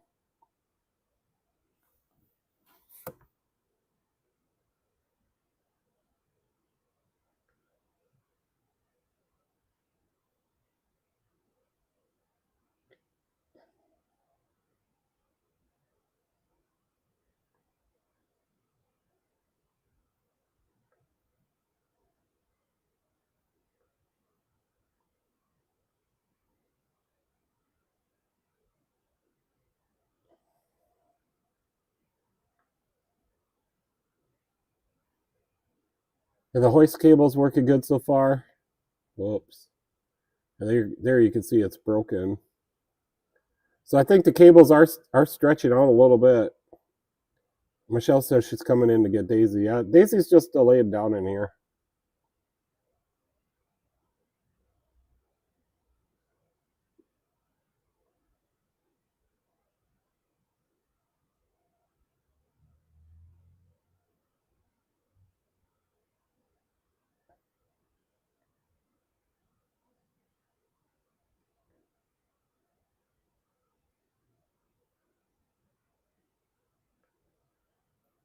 There's Michelle.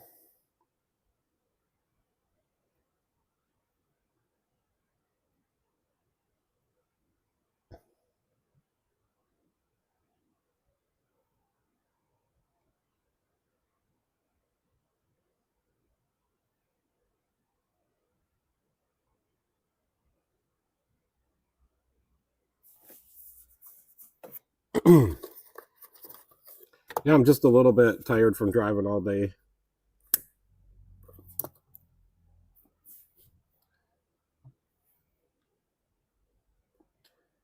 Driving was just super boring today. It was fun meeting our family and eating at that place and walking around.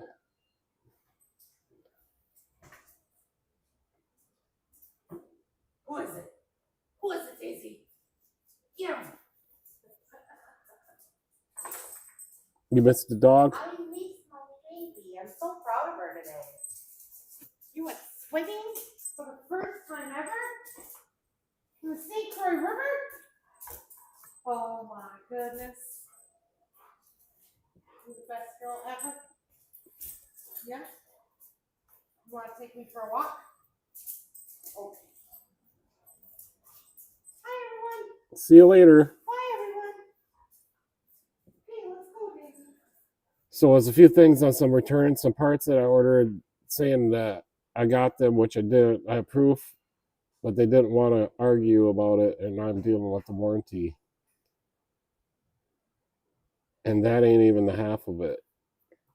It sounds like you got a little situation going on there.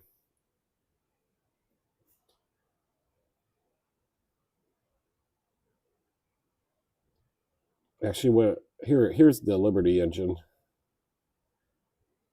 Let me see, why won't it play?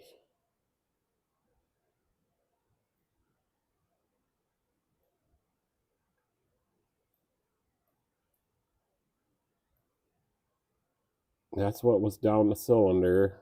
Sunflower seeds and nuts. I thought it was bugs.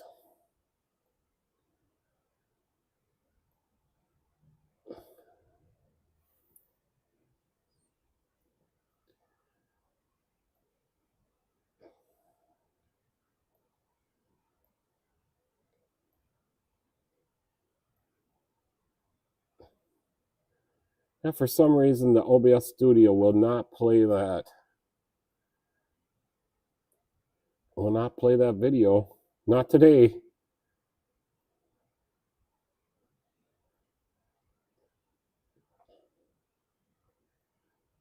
Oh, what other pictures do I got?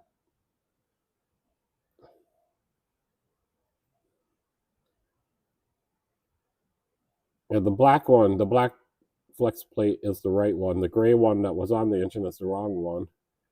That had a torque converter spacer, pilot spacer in there for a smaller pilot on the torque converter. Nope, I'd never done heads on a Mercedes. I rebuilt a Mercedes diesel once, a 5-cylinder, but other than that, I don't have time to tear down cars like that here. Look at this Jeep. It's been in here for 2 weeks now, taking up my bay.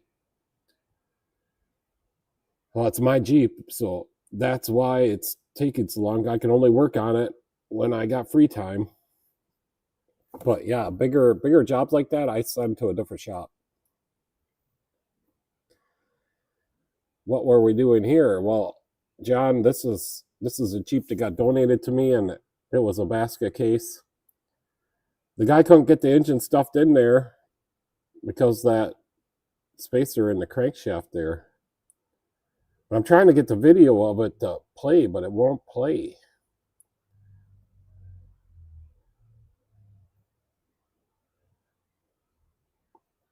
I don't know if it's corrupted or what's going on.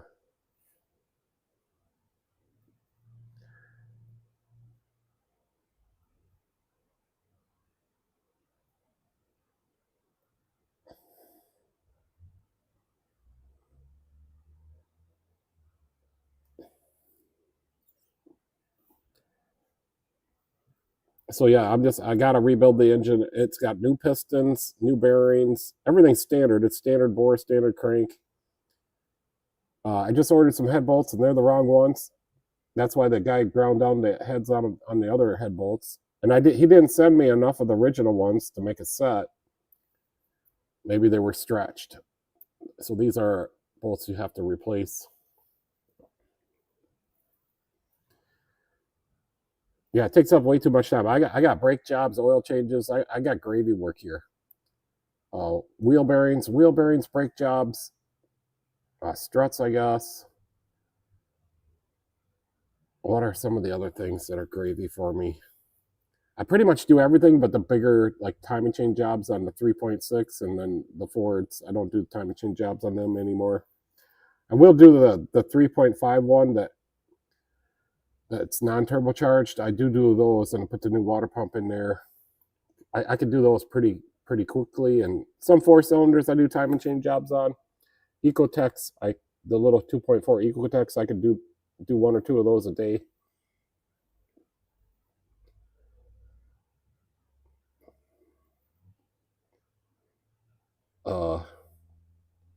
Services like diff services, transmission services, all them services we do here, tune-ups.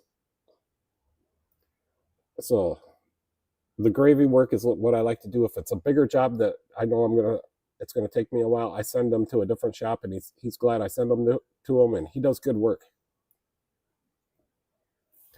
I got a couple different shops I send stuff to if I don't want to do it. So let me put it back over here. So yeah, I got a couple different shops that I'll send stuff to if I don't want to do it. You're torquing the flywheel. I did not. I put a little Loctite on it and used my impact. That's my vehicle. So if it was somebody else's vehicle, sure, I would torque it, but I'm good on my own.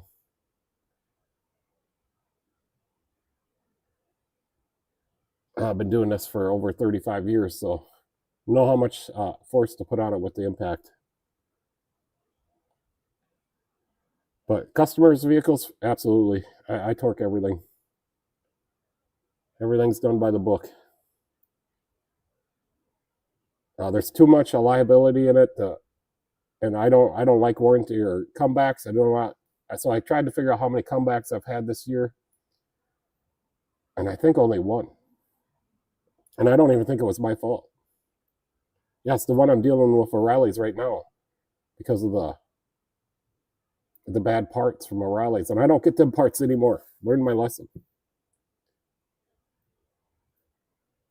Yeah, so wheel bearings, CV axle shafts. I do the oil coolers on the Penastars. That's gravy. I can do it without spilling any coolant into your oil, although I do give it an oil change afterwards.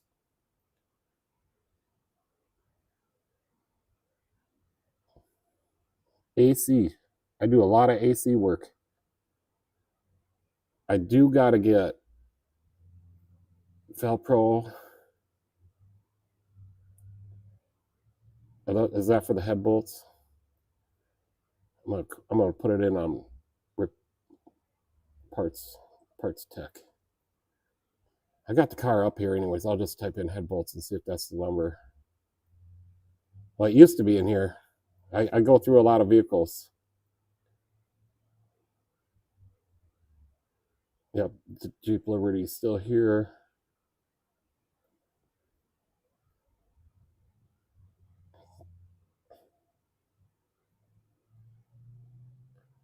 Yep, that's the head bolts. It's just I only paid $30 on or $25 on Amazon. I didn't want to do this. $60.57. I can get that Velcro set. ES 71129-1. A 59, I could get a Mayhew set for $59.99.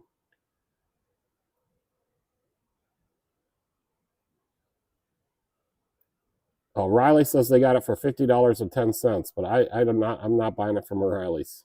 Sorry. Okay, Napa's got one. $54.89. They got a Victor Reigns headbolt set. $51.18. Maybe I'll go with that one. After I get my money back on Amazon.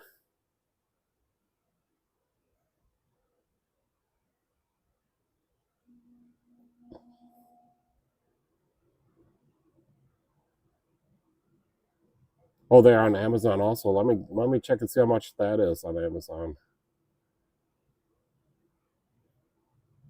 I think I did see that. They were cheaper on Amazon. But I elected to go to the cheap ones. Oh boy. I'm like oh, they're $27.50. Why did I do that? Oh, that's only half a set. You need 2 of those. And that's still cheaper than the Napa.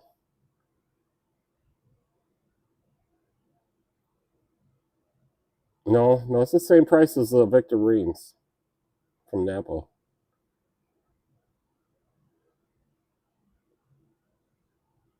I'll probably just get them from Napa because if something's wrong with them, then they can deal with it.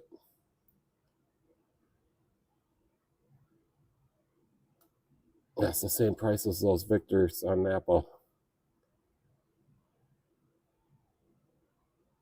Well, we don't need head bolts quite yet. I got it to get the crank out, hone the cylinders, clean up all the grit and stuff that gets in there. Try not to get it into the balancer because I don't want to take the balancer out of the balancer shaft. So most of it will run out the bottom. I'll spray it out with brake cleaner. We'll clean it out.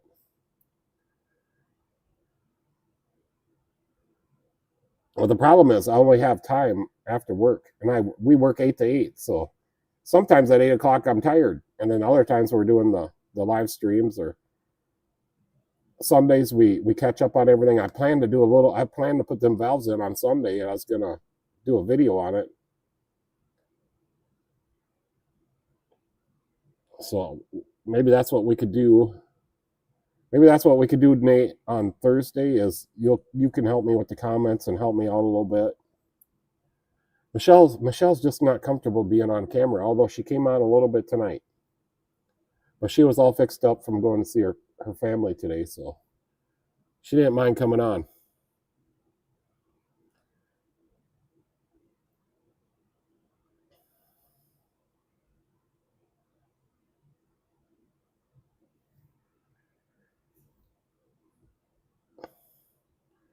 Yeah, Wrench is our neighbor, and he said he wants to come and help. Also, Nate, you're so kind. Yeah, he's a really nice guy, and he's got his own YouTube channel, and he's got just over 10,000 subscribers, and he's working on a 1928 Model A, fabricating everything himself. It's going to be super awesome. He made a little progress on it, bought a windscreen for the top, or for the top. It's not it's a visor maybe, but it's he bought it instead of fabricating it himself because it kind of looked like it fit in, and it was made in the USA. Yeah, 3,000 miles away, JD. If she comes on camera, people have to be respectful. Well, and she's a moderator, but most of the people are respectful. At least all my people are, people that hang out here. If they're not respectful, Michelle kicks them off. But yeah, what was it, last Tuesday? There was some people on here that she had to kick off. Everybody should be respectful, and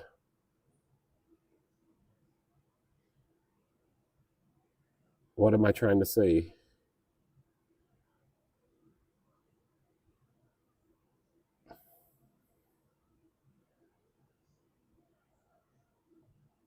Michelle says, I don't like being on camera. I'm not at my best. This line of work is definitely not glamorous, and I adjust to the non-glamour from my sweetheart Pete. Well, thanks, Michelle.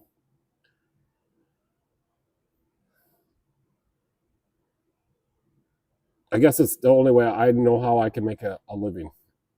I mean, I could make a living doing the work for other people, but man, that gets hard on my knees. I did that.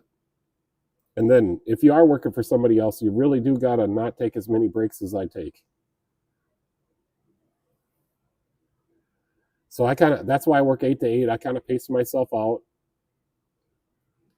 I schedule enough cars to keep me busy and try not to get. I got a couple cars run over on schedule now, so we're not exactly on schedule, but we're pretty close. I think this car and the Toyota outside. But other than that, we're on schedule.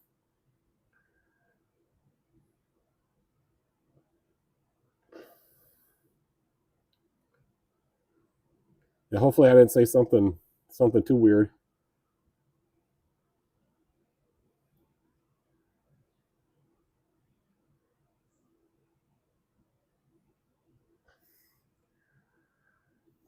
But AutoZone is going to bring me the parts for the Chevy tomorrow, the '97 Chevy.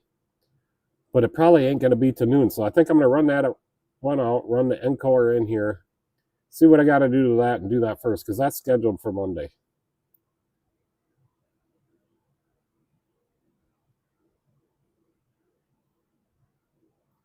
Yeah, JD sent me a picture of Nova Scotia. I got her expanded out here pretty good.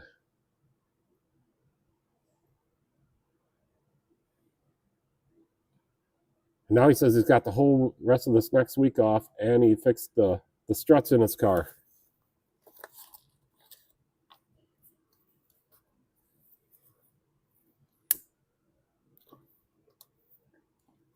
Michelle says, I've always grown up white collar family, and I'm totally fine getting dirty.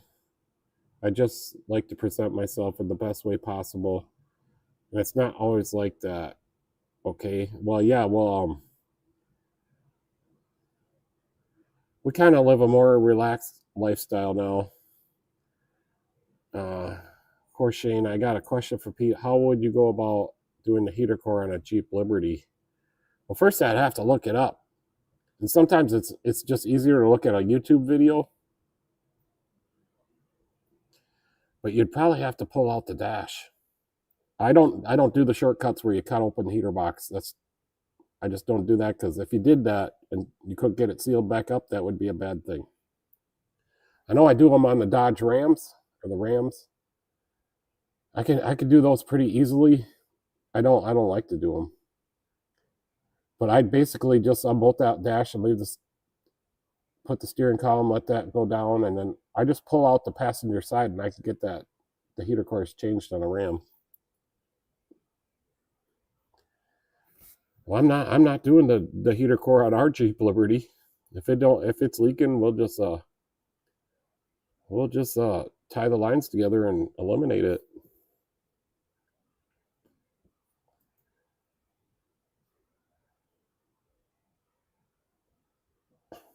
Yeah, no, it's not, he wants to know how to do it. I've never done one on Liberty, but I can just imagine right now that you got to pull the heater box out somehow.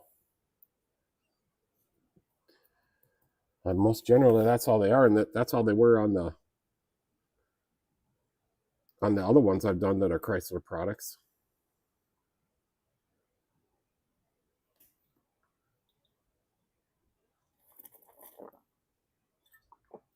Yeah, one of your kids pushed your car into the river. Took care of that car.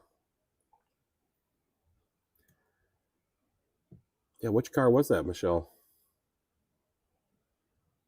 Tempo? It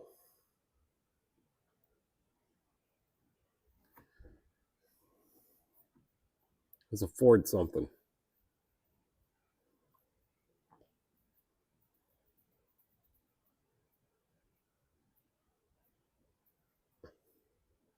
Yeah, we were at one of the AC Delco training classes, and I don't know if it was the diesel class or which class it was, but she said it was the VVT, variable valve timing class, and nobody had the answer because nobody knew what it was. The answer was, but it was a difficult answer. And then she told the guy, just light it on fire and push it outside. And everybody in the whole room laughed, and so did the instructor. And he said it's a good idea. It was a Ford Focus, and Seth pushed it into the river. It was their favorite car. I don't think I got that picture up here of you sent me with the hoses. Forgot about that one.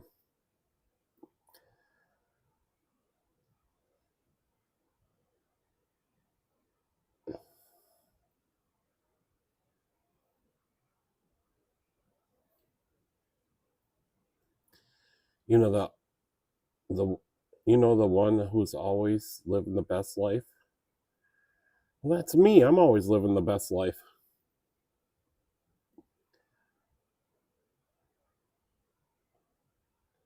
Yeah, right now this is what I want to do. I'm having fun.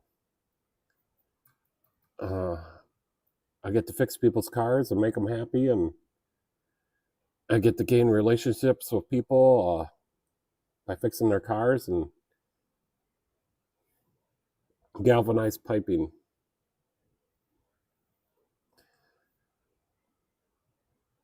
Well, maybe that's a good place to use galvanized pipes, is in your car, not for your water at home.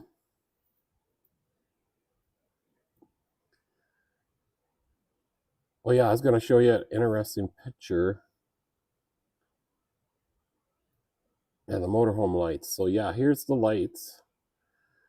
But the controller went bad, but I got a new one, and this one's a Bluetooth, and you can use your phone.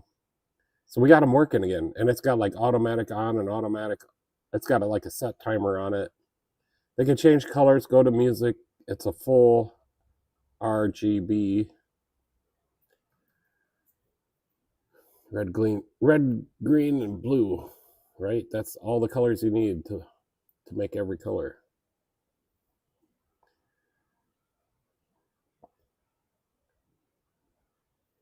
(2003) Ford Focus 5-speed.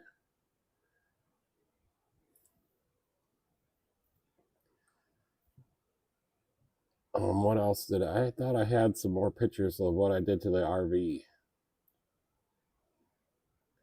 There's Michelle driving.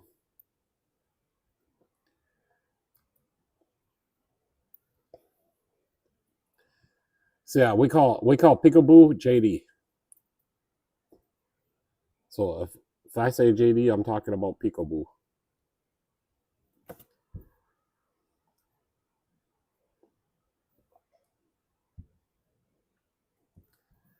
Got all the tires rotated on it. Whoa.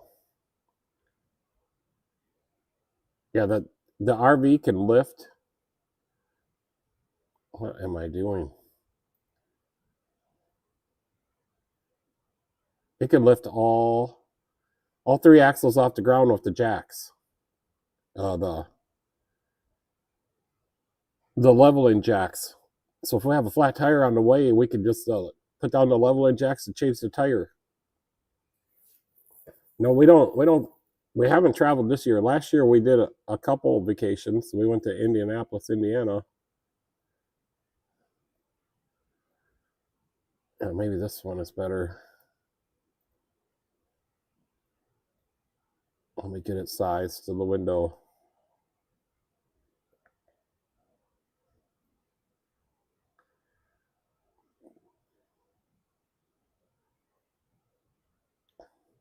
But I rotated all the tires. I fastened the fender skirt, was coming loose. I checked the brakes, fixed the airbag mount, was bent a little bit.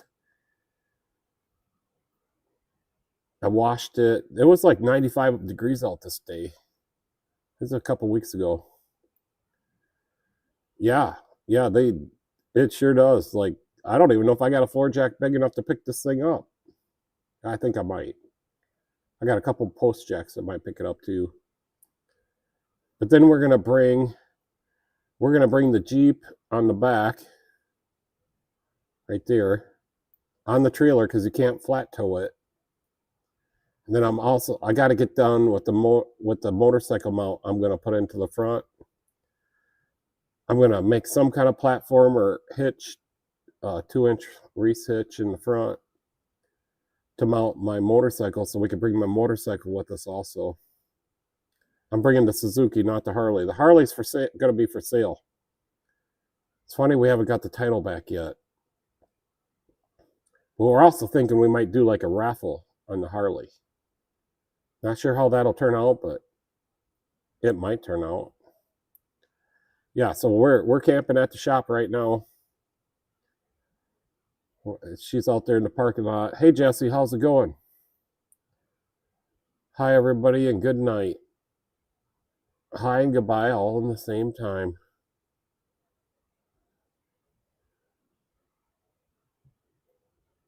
Yeah, here we were in Illinois. That's last year. No, Indiana. Huh.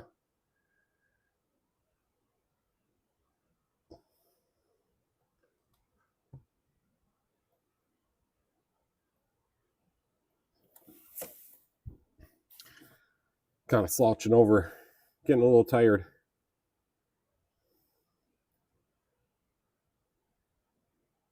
Yeah, so we got a check stamper. That's pretty cool. That's really going to help because my bank won't take checks if it's written to, oh, Pete's Custom Car Shop. They won't take that check, or my name, my personal name, my full name. They won't take a check that's written out to my full personal name.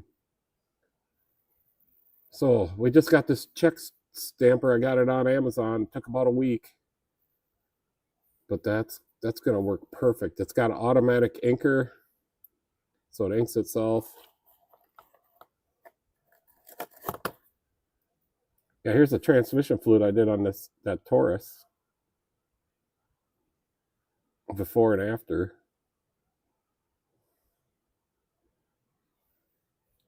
(2013) Ford Taurus. Transmission fluid flush, and I got her nice and clean. He's bringing one of his other cars on Saturday for the oil change.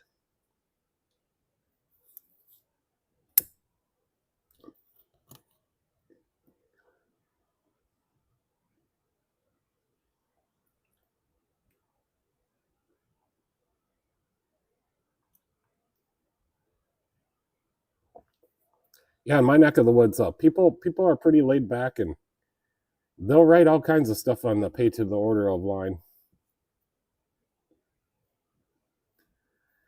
Yeah, I make sure when a car comes in for the transmission flush or a fluid exchange on the transfer case or the differentials or the PTU, I make sure that it's got clean fluid. If I got to do it more than once, I'll do it more than once.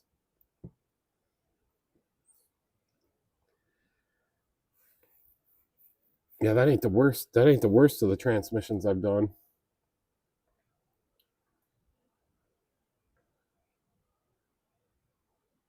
And I hate if they're black. I hate doing them because you never know. But I will always advise my customer on like, hey, your transmission fluid is black. If we flush it now, it may turn out good, but it may also turn out bad. Like it might not. It might have a transmission problem after that. You just don't know. I haven't had any issues lately or at all lately. But back when I was doing them on the Chrysler minivans when they came out, the Dodge Grand Caravan or whatever, we had a WINS machine.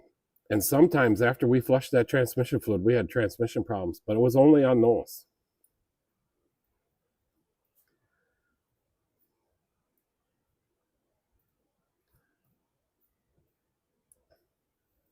And nowadays the torque converters are all junk.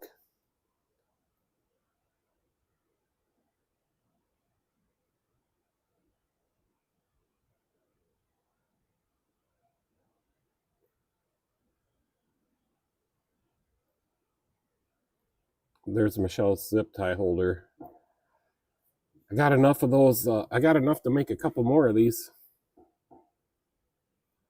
for Michelle to do it. She made this one.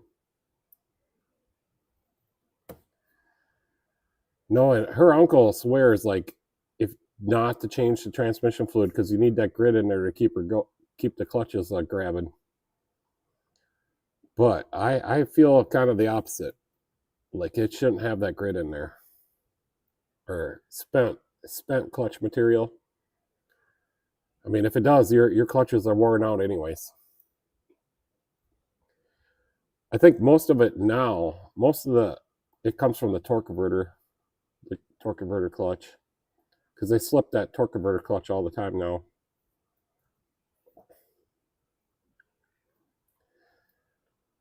I'm just trying to find another picture of some transmission fluid. I know I had some up here.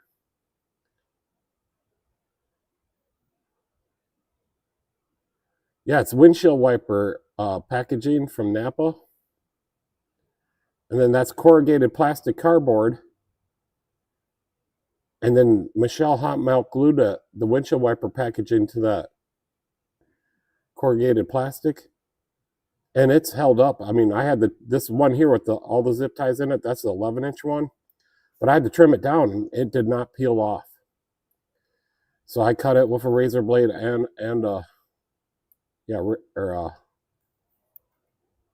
razor blade. It was on there good. Yeah, I never had a nice zip tie holder, but I was watching Royalty Auto Service, and they had a button one.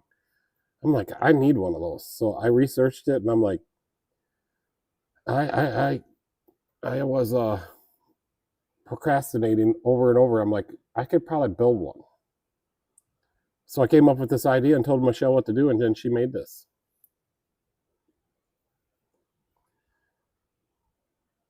I'm going to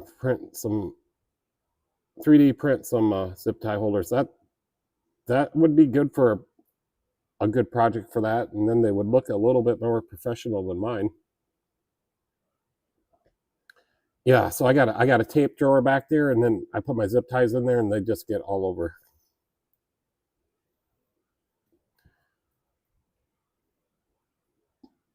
Yeah, I like that Royalty Auto Service, but I think they're a little too strict and too expensive. But you got to do what you got to do. I mean, here we're more of an economical based shop. It's just the way my customers have shaped me. They shaped me into being economical, and our rates are not, they're only half as much as everybody else. So, and I know pretty much, not every part, but I know pretty much what cheap parts work and what ones don't. Yep, Erico, I always watch his videos. He is one of the best mechanics or technicians. I don't think he likes to call himself a technician, just like me. But he can absolutely fix any car, and I learned a lot from watching his videos. That's for sure. I do watch his What's Up Wednesdays when I can, and I always try to comment, but he never responds to my comment. I think you gotta super chat him to get him to talk to you.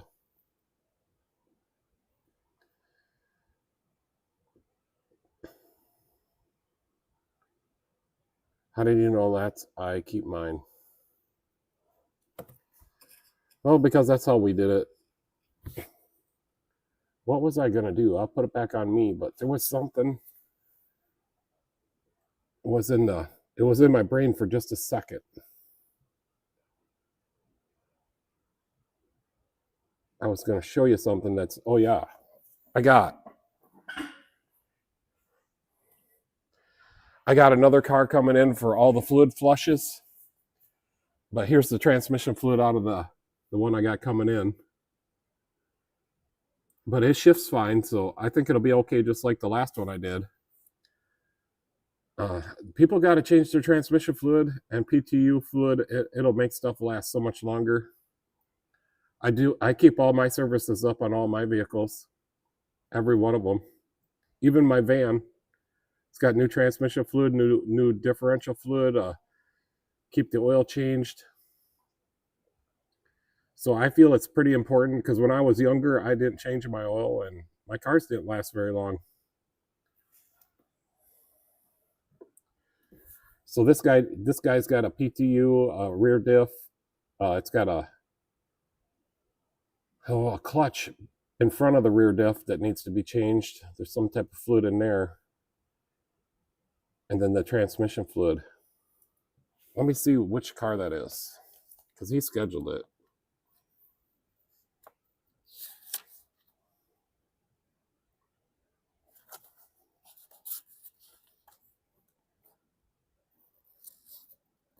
That's a Traverse. Maybe that does not have the...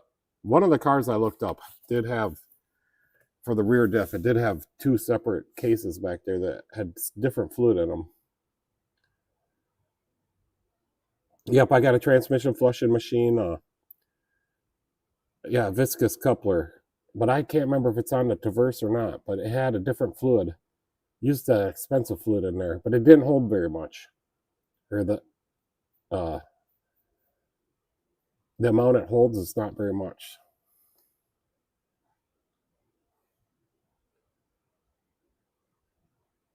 I remember the first time I got into the viscous clutch thing was in a transfer case. I used to rebuild transfer cases, the old ones. Not so much anymore. Now we just get one out of the yard.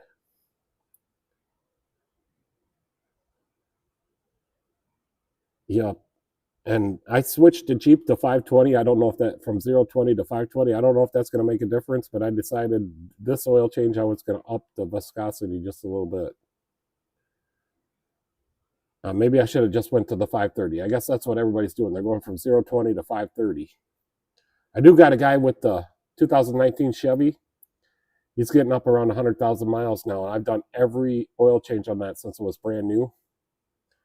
So we've just done oil changes, a transmission service, all the services, and brakes. But I'm thinking I'm going to switch it to 530. It does not burn a lick of oil.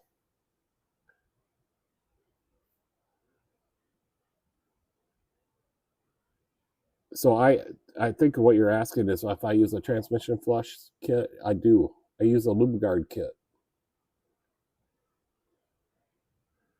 I've always all the transmissions I've always worked on, the LubeGuard has always been good stuff for them.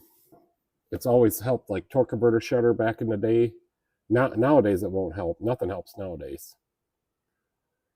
So I will run a flush it through it, and then I'll put a additive in it afterwards.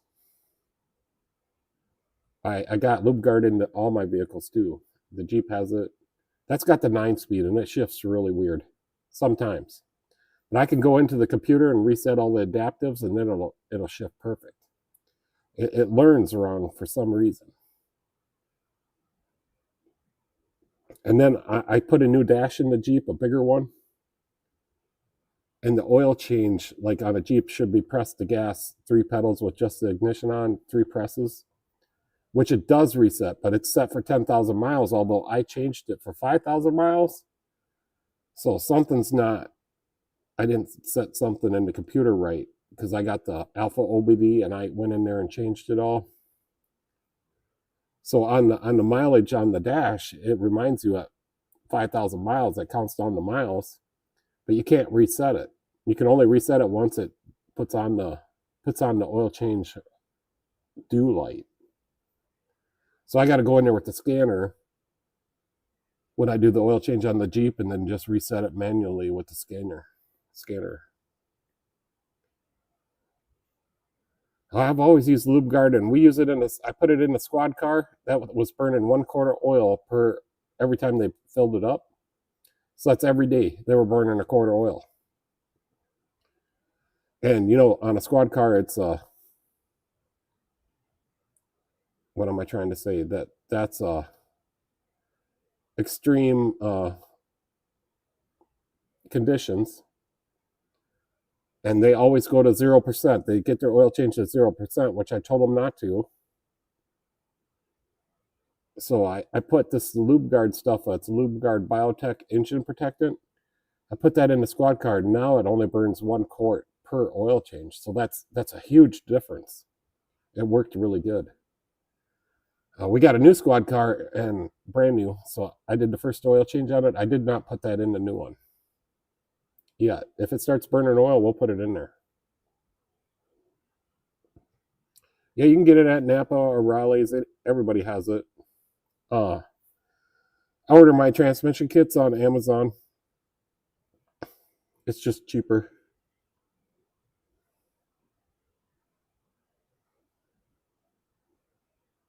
I got to get more actually. We've been doing a lot of transmission flushes lately. The BG guy stopped here and he wants to sell me his stuff, but you gotta buy a certain amount or he won't sell it to you. So I don't meet the requirements for him yet. I don't know if I would buy it anyways.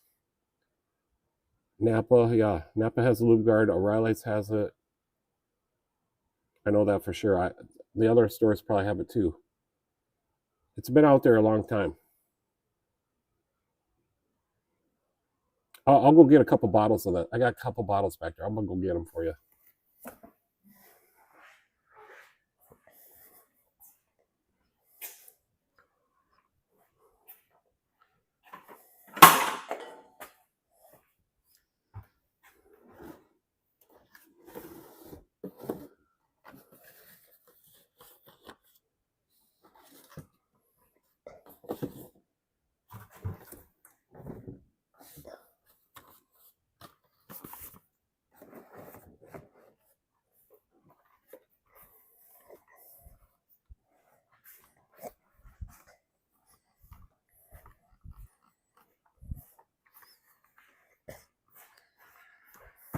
All right, so let's do the oil one first. So here's the oil one. This saved the squad car. It was burning a quart of oil every day. Put this in there. Now it can go months. So some really good stuff here. Not too bad on the price. The transmission flush kits will be this one, and it'll come with a red bottle, which I'm out of the red bottles because I had to split open some kits. But then you can get depending upon which transmission you have, there's like 4 different kinds. So I have to research that which one. And then they also make this. So if you got a limited slip, you got to put a bottle of this in when you do the fluid exchange.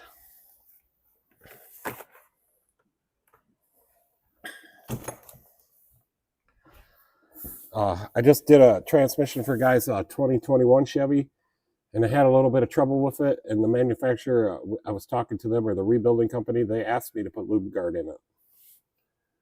So we did that, and it did help, and it's working so far right now.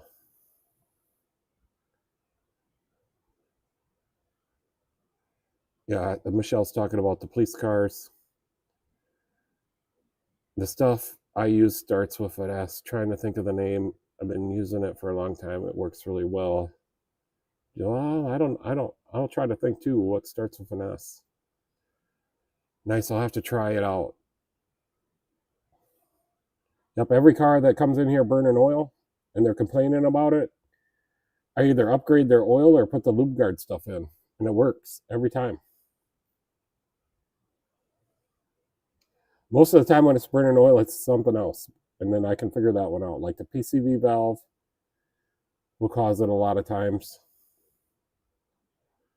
I got a lot of cars, or I had some customers that weren't changing their oil, and then you get past like 10,000 miles and then the oil starts disappearing. So that was the fix for a couple of them. Get them in sooner for the oil change. Yellow bottle. It's a Resolone.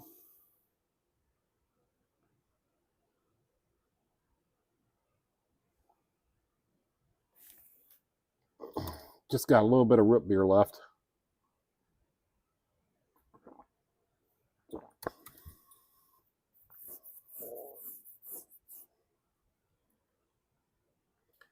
So yeah, if I don't got it on hand, I order it on Napa. So when the transmission flushes come in,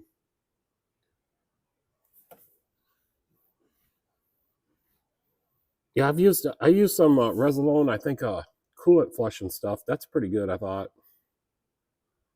I don't have none. I can only get it up at at Fleet Farm, and I haven't been there for a while. So whenever I go there, I buy just about all they got. We were just at Menards, and I bought all the 020 they had. Mobile One, they had a sale on it.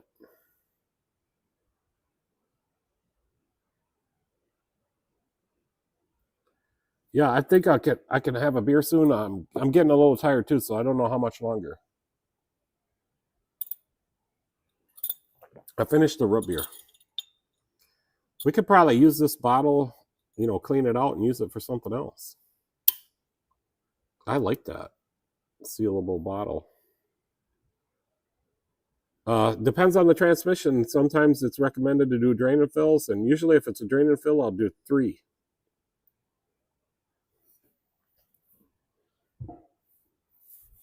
I think it's some of the Toyotas and stuff are drain and fills. Maybe it's Hondas. Oh yeah, I gotta get to bed and have a long day tomorrow. Seafoam. Oh, so that's what it is. Leisure's still here. He knows this stuff. Yep, Seafoam, some good stuff. I got a couple bottles back there for just in case I need it. And Michelle sold my Molly JB8 silicone today, so we got to get another bottle of that coming because I keep that stuff on hand. What interview between the drain and fill? Usually it's around 30,000, 30 to 50,000. You want to do a drain and fill interval. Yep. You can check. Usually, your owner's manual will tell you, or you can stop in at O'Reilly's. They can look at that up for you. But yeah, it's right around 30 to 45,000, somewhere in there. Depends on the car. Plus, I think Seafoam makes a lot of stuff for just like the Lube Guard.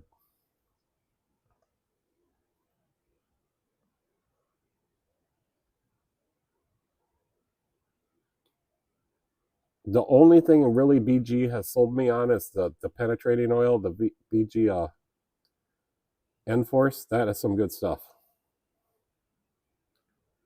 I got to get some more because I gave it to my brother and he used it all. And the BG Enforce, they will only, like the BG guy, he'll only sell a case at a time.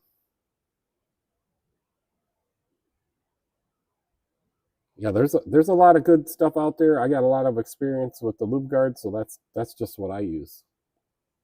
I got some Marvel Mystery Oil back there. I got the Seafoam back there. I got some Rizalone stuff back there. I got STP stuff back there.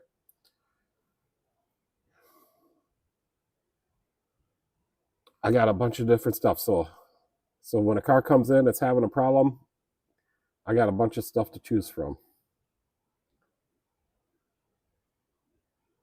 And I think we're going to use some STP on assembly on this engine for the bearings.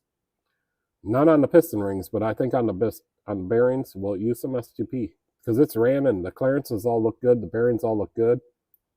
Yeah, I wish I could get that video to run. It is just not running.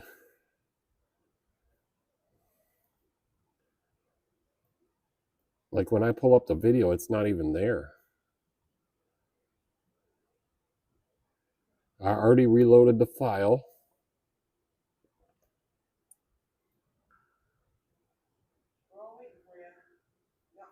Can you see anything?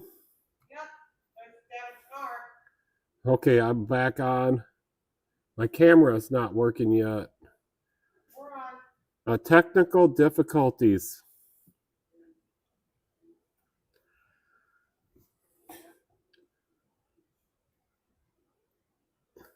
All right, there I got the camera back on. Oh boy. I don't know. I tried to play the Jeep Liberty engine video and it just locked up. Oh, Core chain, by the way, is what his name is. core chain. How do you know it's core chain? Because he said yes a long time ago. Okay, yeah. So I don't have too much more, but to talk about, but that's very interesting that I can resume this stream with the software.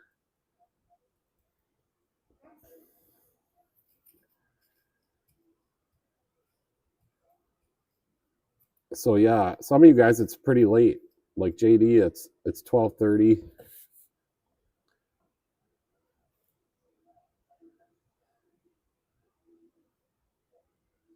I'll go back in now. Okay, sorry. Glad we got her back up. See you in a little bit, Michelle. I went and got a beer while I was restarting this. Yeah, I don't know what happened. I'm not even going to try to play that video, but something with the OBS Studio, it doesn't like videos.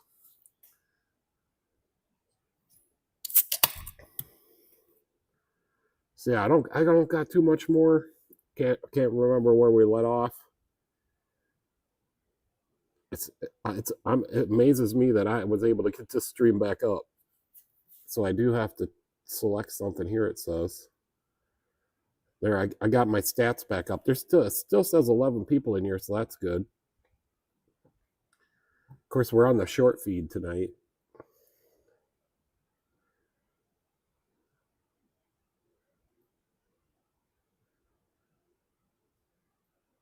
Yeah, I'm not going to stay on too much longer. So you have a good night, Corshane.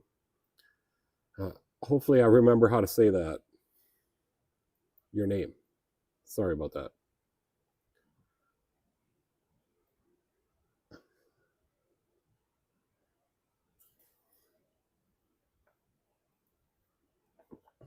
Yeah, keep up with the content on your channel. I know when I slack one day, I notice a difference in my views. So I try to do a short video every day, and I got to try to work more long videos into that. And then we do the 2 live streams, which really helps with views and followers, subscriptions. But you gotta do a lot of content to get into the algorithm. And I'm starting to figure the algorithm out just a little bit more. Like you got to get so many likes per so many views to keep the algorithm going.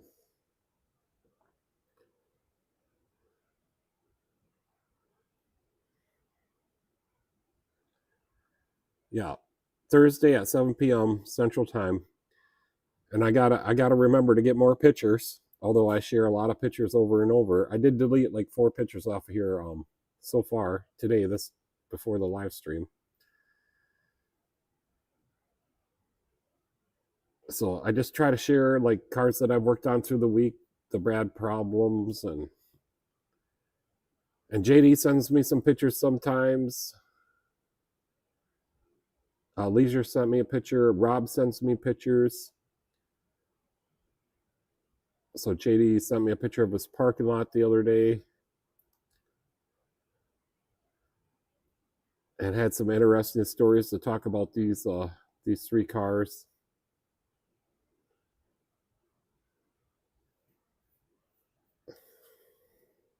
Oh, I can hear it raining out now. Yeah, we got a little rain last night too. Leisure's modified.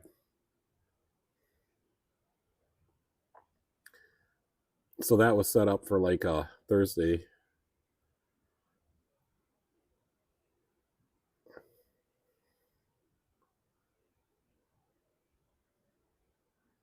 Yep, I can hear it raining, Michelle.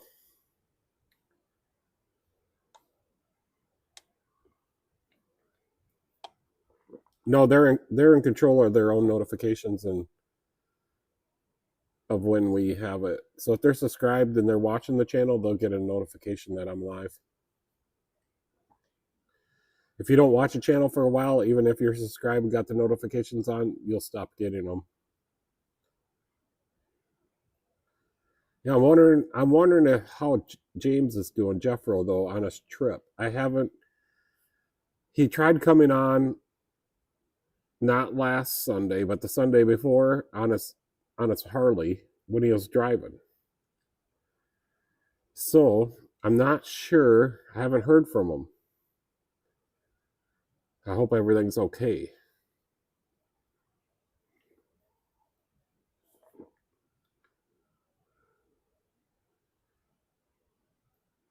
My Busch Light collection. I'm having a Busch Light right now. Yep, Michelle, we got to get this reception room done before we go on vacation. So I think the first week in October, we are going to go nuts on getting this reception room done. It won't take much. We just need a bar and a bar window. That's it. As long as we got the bench or the bar or the counter. So a bar counter, that's what we're going to have. And then we're going to have a window coming out to my shop that it's going to be like an overhead door style. We got to custom make it. But I'm a little bit timid. I got to cut a hole in the wall. A couple of taps, yep. Well, got to have a liquor license. That's what our intentions were, but we'll see how it works. I guess if Michelle wants to apply and handle all the logistics, she can apply for a liquor license.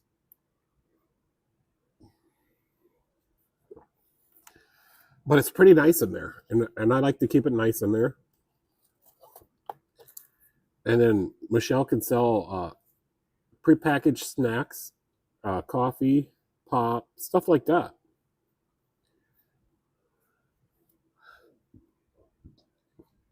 Obviously, I'll have to take my Busch Light collection out of there.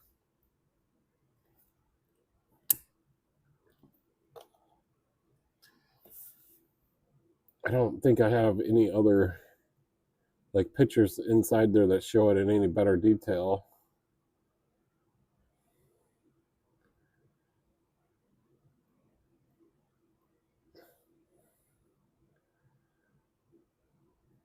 I don't know why that all of a sudden that picture just exploded on me.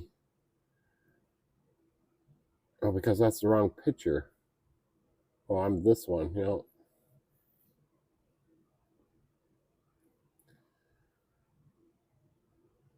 Okay.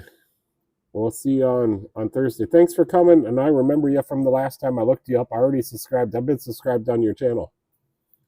Not sure that I've seen very many of your videos, just a few. Of course, Shane. Yeah, that'd be awesome if we could get a liquor license, but then we'd be open like around the clock, and we'd have drunk people here.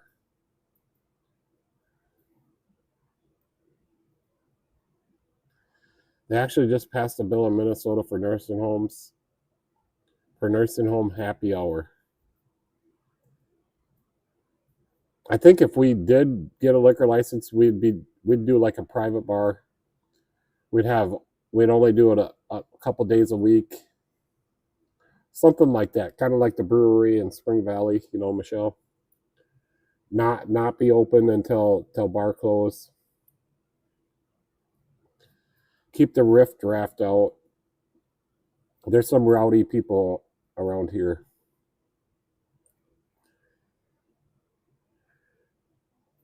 Have more like a private club type bar. That would be awesome. I mean, that's what we originally wanted to do until we found out some of the logistics involved with doing that. It was quite involved, quite a bit of regulations, quite a bit of rules.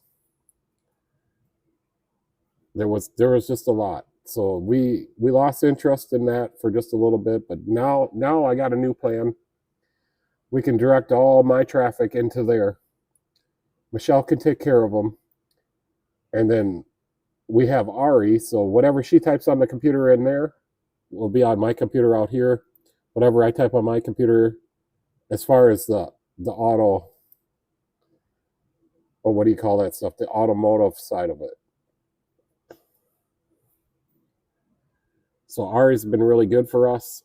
we do our quotes. We can text them to the customers. We're going to start doing appointments on Ari because then it sends reminders. So a lot of people, I've had a couple missed appointments in the last couple weeks. And so Ari will send you a text message, multiple text messages reminding you of your appointment. Michelle can put people to sleep. A little MMA training for self-defense definitely has done its job so far. If we live closer to each other, we could have done a collaboration. Yeah, well, that's what Wrench wants to do because he just lives across the block. So Wrench sends Nate. So we're working on that. I just haven't been didn't even really. I kind of knew he was there, and I kind of knew he had a channel, but I didn't know what his channel was until recently. So now we've kind of hit it off, and we're going to kind of work together. Sometimes I want to come over there next to his area. We're going to crash it. And he just did a video of good results, and he gave me a shout out. So that was really, really awesome. He came over here and just surprised me one day and took some video of me.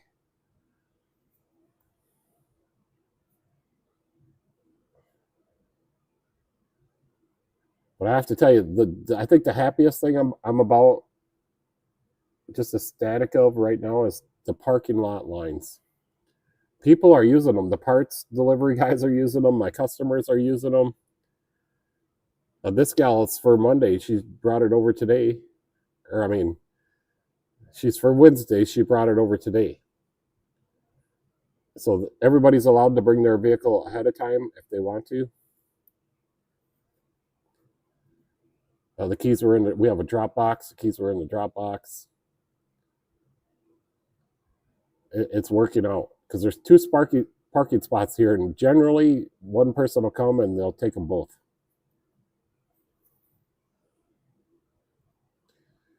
I get a lot of cars dropped off in front of the overhead doors. And I get a lot of cars dropped off that block the back parking lot. There's like only one entrance into the back parking lot if a car is parked there. So they tend to, at least 4 different times that I can remember, people have blocked my parking lot. I don't think you could block the parking lot at Walmart and have a good result. Yep, we're going to crash Wrench Sense. He's crashed my lives a couple times, but we can come over there and crash his, have a couple beers and see what he's up to and maybe put some footage together.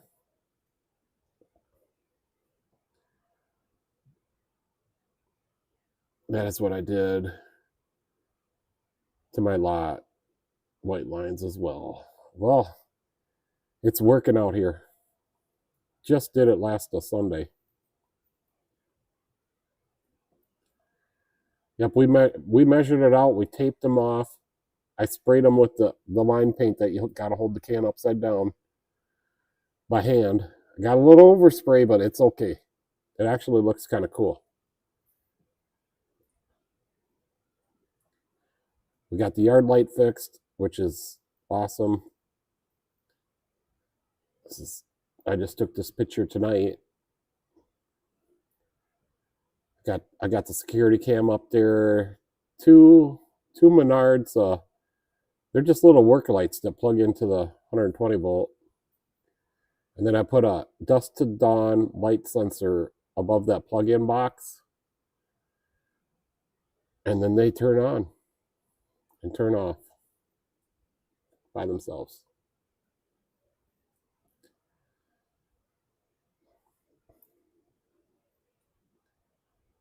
Two days ago, I haven't heard Pete say one thing about parking violations since. You know, I haven't given anybody. I got a $10 parking violation, but I have never issued one.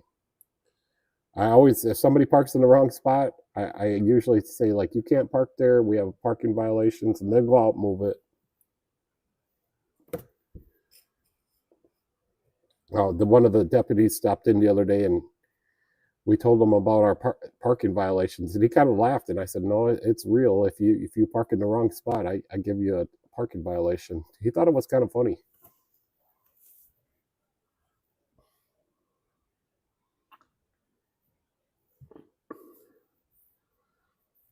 Yeah, that's one thing I learned. Like, other than being at my house, it wasn't that bad back then, and I was in residential.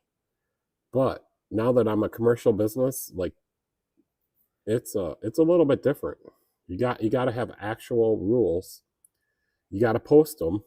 People got to know that, hey, they can't park there, or they got to pay for their car when come and pick the car up and pay for it when I call them.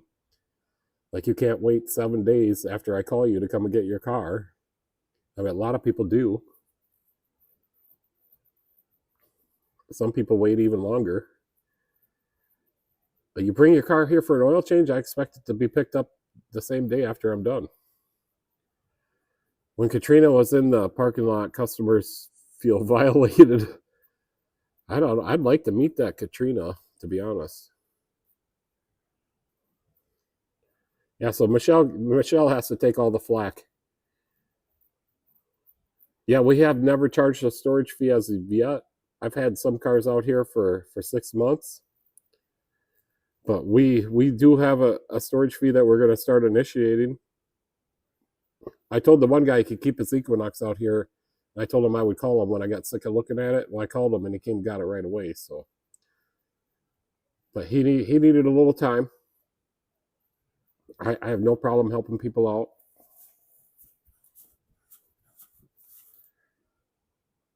I do get irritated. Like, one day I was out on a test drive, and I pulled it out of bay 2, and then I was out on my test drive, and I wanted to get back in bay 2 to start working on it, and a customer had stopped and blocked bay 2.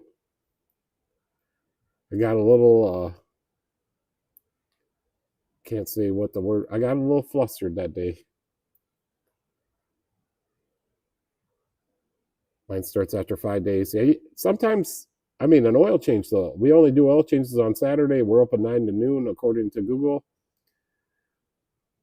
I don't understand, if you brought your car in for an oil change, why don't you need your car back? We had one car stay here a week and a half after the oil change. I think it was a payment issue though. And we have new rules for that. Like, unless you make arrangements, your car's got to be paid when you come pick it up. I do have quite a few customers that will make arrangements. Some of them have to make payments. We got about $8,000 on the books the last time I checked.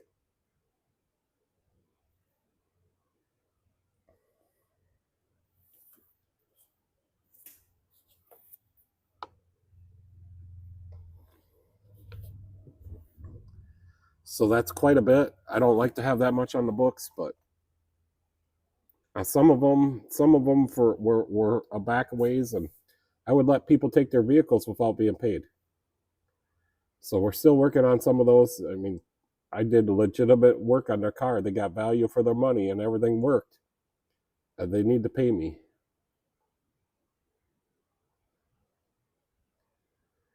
Yep, and we got a vinyl cutter, so we could make some pretty nice looking signs. Let me show you some of the signs we made.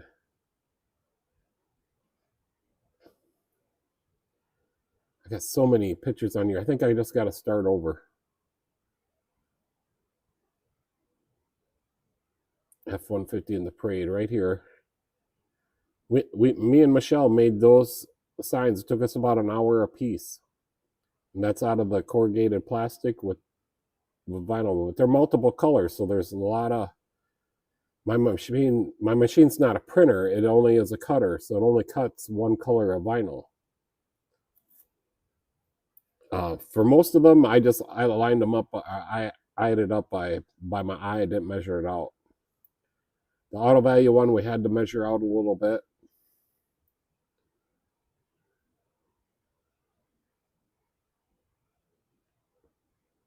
And it works to they see the sign and they will listen. Yeah, sometimes I got a couple of customers, I've told them that you can't park in front of the doors, but they still do. Yeah, blow up their phone when that happens. You want your vehicle fixed by 4 p.m. and haven't been here by 5 p.m., I'm calling you. Well, I mean, a lot of people have to pick up their cars after work, but we're open to 8.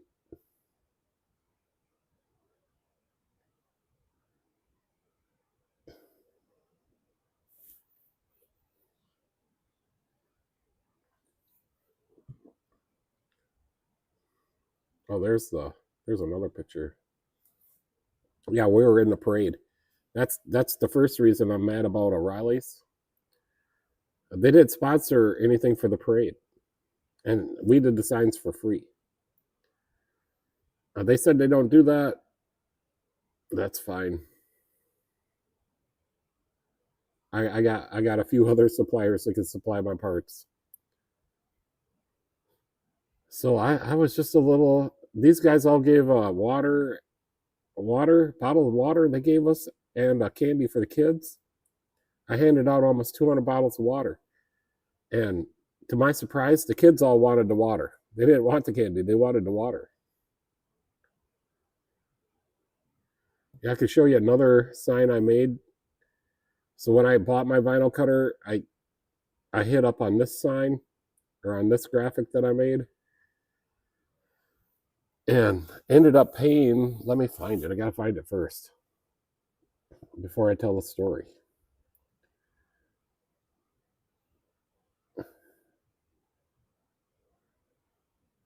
Oh, I just seen it right here. So I made this decal for the back of my Corvette. I ended up selling enough of those on eBay to pay for the Corvette. I made a couple other decals too. So the 3 decals I sold the most, one was for a handgun, one was for a Corvette, and then I made some E85 decals. So between those 3, I paid for the Corvette, paid for the handgun, and paid for the machine, and made some money left over. And what am I going to say? What was I going to say? Oh, I became a power seller on eBay for about a year. But that sticker right there, I sold a lot of them. I'm sure there are other people that want them still. Michelle says start making those.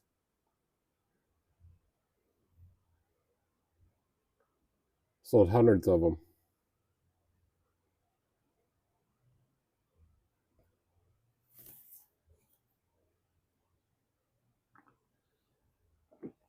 I designed that all myself for my Corvette. And then I'm like, well, I should sell these. Well, people were asking about them. Where did you get that sticker? And I'm like, I make them. And JD's doing something similar like that right now. Well, he's got a 3D printer, which in today's world that makes sense. You can make stuff.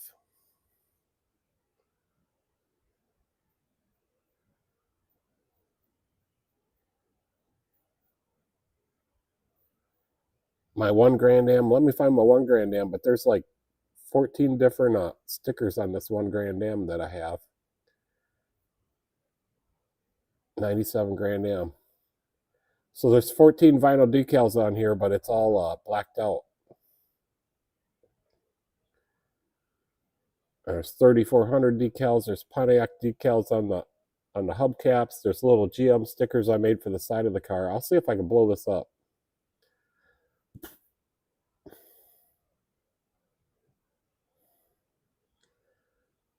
So you can't really see them. We could go to the Ranger and look at the ones I made. Let me put it back on the camera.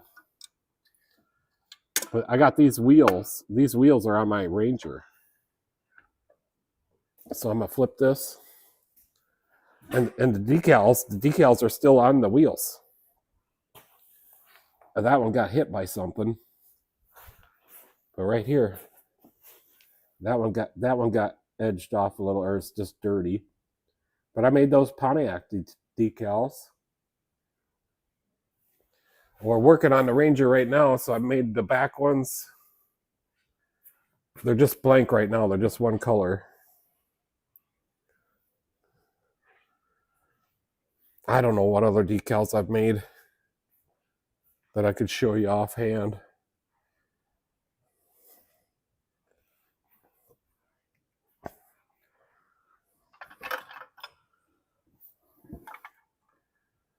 No, I got too much stuff here. Now my camera stand is loose. I gotta move some of this stuff.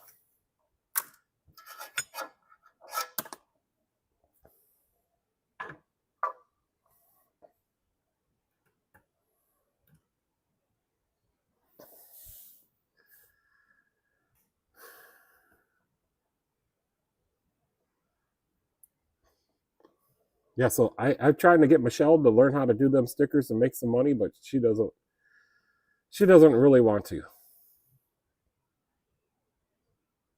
Pete would yell at Michelle. That meant to stop or go. Yeah, during the parade.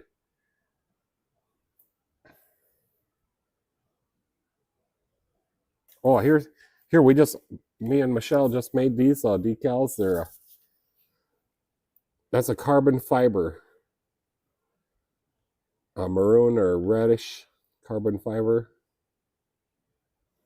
and we stuck them to our vacation book because we're gonna go to Florida. It's a journal.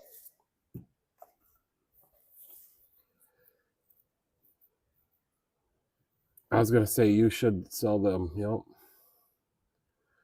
Yeah, I make more money working on cars, and I get more gratitude out of it. So satisfaction for myself fixing people's cars.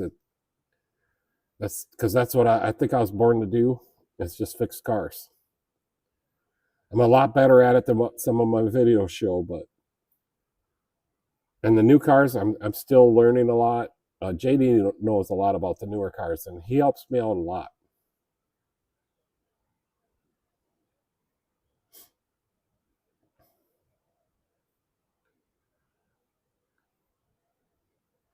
But everyone knows that Michelle and Pete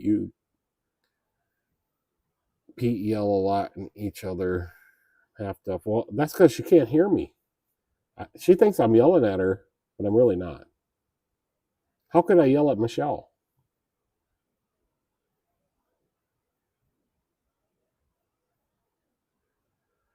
I talk loud because of my hearing, so it's just normal.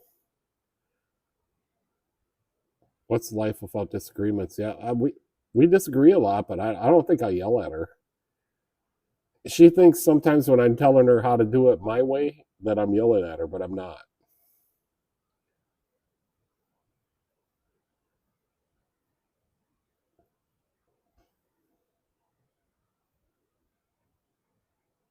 I mean, yeah, if I'm on one end of the shop or the other end and I need her to help me, yeah, I'm yelling because I know she can't hear me.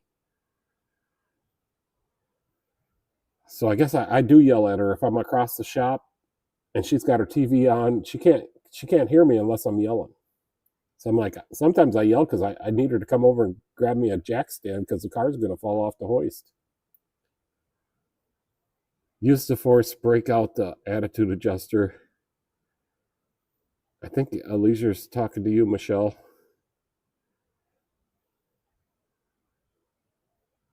Yeah, for the most part we work pretty good together.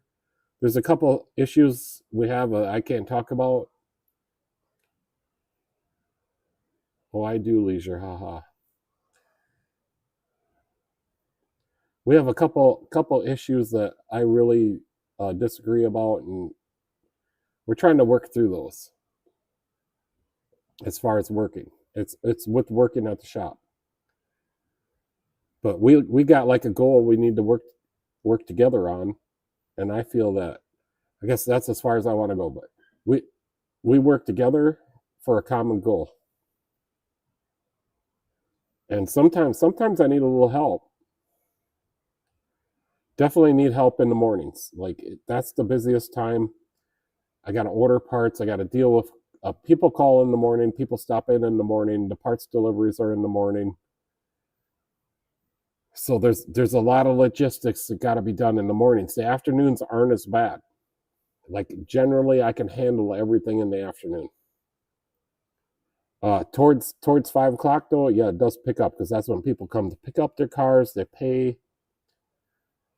Oil change day, it's hectic all day long, so people are coming and going all day long. Sometimes they'll all drop off their car ahead of time in the morning, but not very often.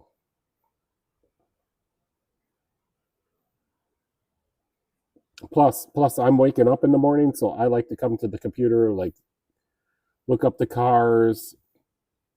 If I already know what's wrong with the car, I like to look up, watch videos or look up service information. I'm just waking up, so I like to order all my parts right away. I got some places I have to order them before 8. Some places are before 9. Fridays are crazy up. So Fridays are the days when we like to, just have light days because it is crazy. Mondays and Fridays are the worst.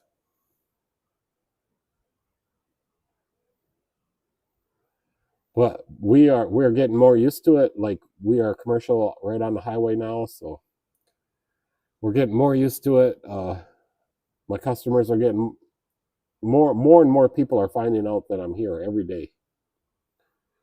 We don't advertise other than just a little bit of stuff we do. Like, we're in the parade, and the biggest advertisement is when people drive by and they look in the door and they can say, "Oh, well, there's a couple hoists in there. There's somebody working on a car."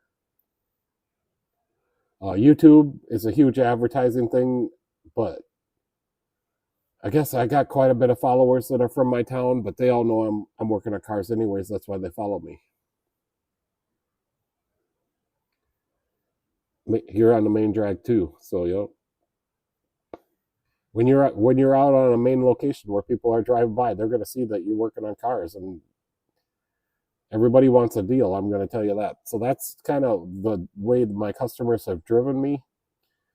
They'd rather have their car fixed correctly with the cheaper parts. But I do stand behind everything for a whole year. So Rob came up with it, 12 months, 12,000 miles. So that's what we're going to do. It's 12 months, 12,000 miles. I'll stand behind all my repairs. I'll probably stand behind them even longer than that. If I did a repair on your car years later, depends on what failed. Because if it's lasted over a year, it is most likely it's not a workmanship. So I think basically all the comebacks I have are parts.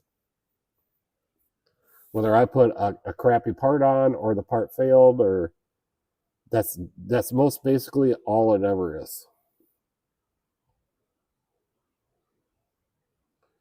Yep. So I was completely by myself until I met Michelle, and then she's helped me out quite a bit ever since then. Like, I think when we first met, I had a pile of slips that were like 3 inches tall, and I'm like, well, and we were just trading back and forth at that time, and I'm like, well, I could fix this on your vehicle if you could spend a couple hours putting these slips into my computer. So that's basically how we got started.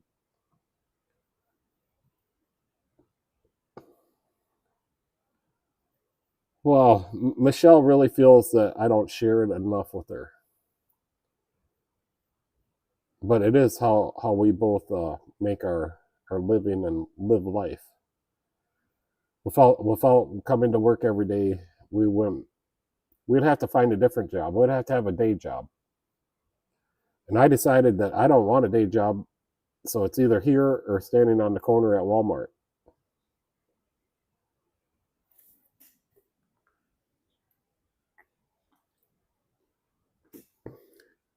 Yeah, I do take it for granted that people know a lot.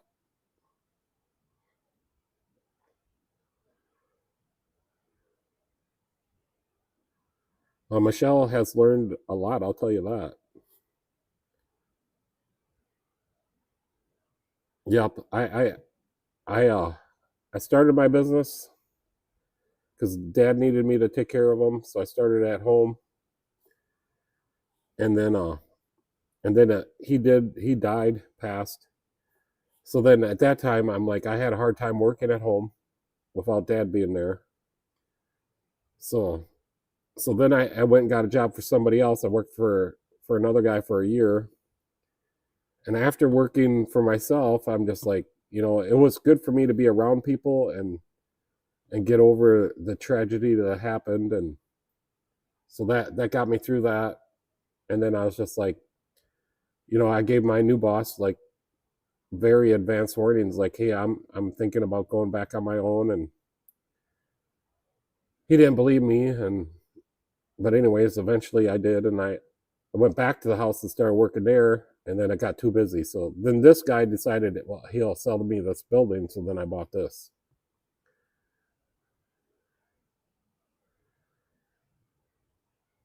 Educate Pete on beer. I try leisure. He's too damn picky. Yeah, my dad had the same business. Picky unless he's already had a fee that I can get him to try new things. And this year makes 3 years that I've lost both my parents. Yeah, that's tough. It was hard for me. It was really hard. So I had to go get a job and be around people.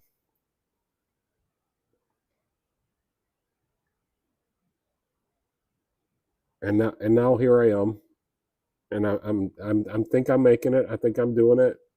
We're not making very much money, but we're making enough to keep the doors open. Yeah, it's tough. I think I want to get a big board over there on the wall, Michelle, to put all Dad's certifications on there and all his certificates. It's gonna have to be a big board. It's a pile like that thick. But I got them all at home, so I think that would be a good tribute to my dad. And then we could go over there and say that, because my dad taught me everything he knew. We could go over there and then look at them all. But they're from back in the day when he was a technician, and he taught at a couple different vocational school. He taught auto mechanics and all kinds of stuff. So my dad actually was a teacher, and that he was a pretty good one. So that's how I learned the basics and most of it, because I was pretty young. And then I had a lot of people that I worked with that were very smart people and knew what they were doing, and I learned from them. I was actually one of the kids that could learn, and I still continue that to this day. I'll watch other people that are very good at what they do, and I try to learn from them and mimic what they do.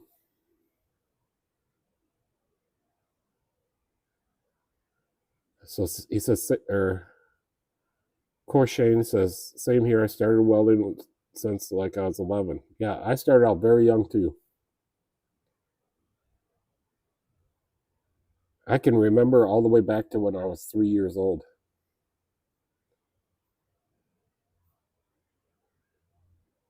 And need a new headlight, 9 weeks, and we will teach you which light is needed. I don't know, that doesn't make a lot of sense. Need a new headlight, 9 weeks, and we will teach you which light is needed. Yeah, maybe you're talking about how kids are taught in schools nowadays. Or you could just, Infinity, you could just explain that just a little bit more in detail. Sometimes it takes me a little bit longer to catch on.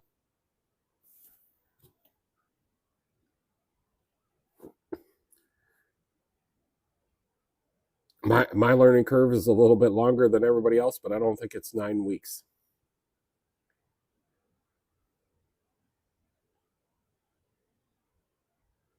Oh, 9 week course. Maybe that's what you're talking about. I did think, I have thought about it, like having some type of vocational classes here, but that's all I did is thought about it.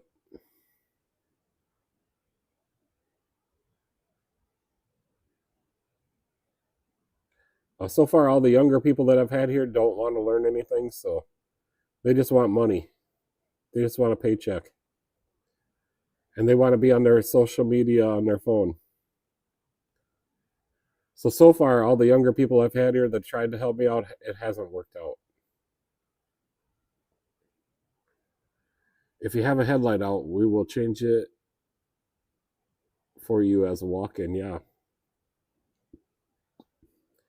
Pretty good at getting headlights changed. Once in a while, you got to go from the bottom or pull the fender liner out.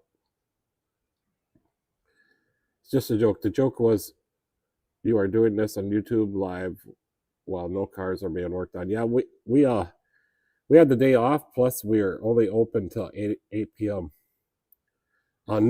This next Thursday, we're gonna maybe work on this engine for this Jeep Liberty. We got to finish pulling the crankshaft out and hone the cylinders.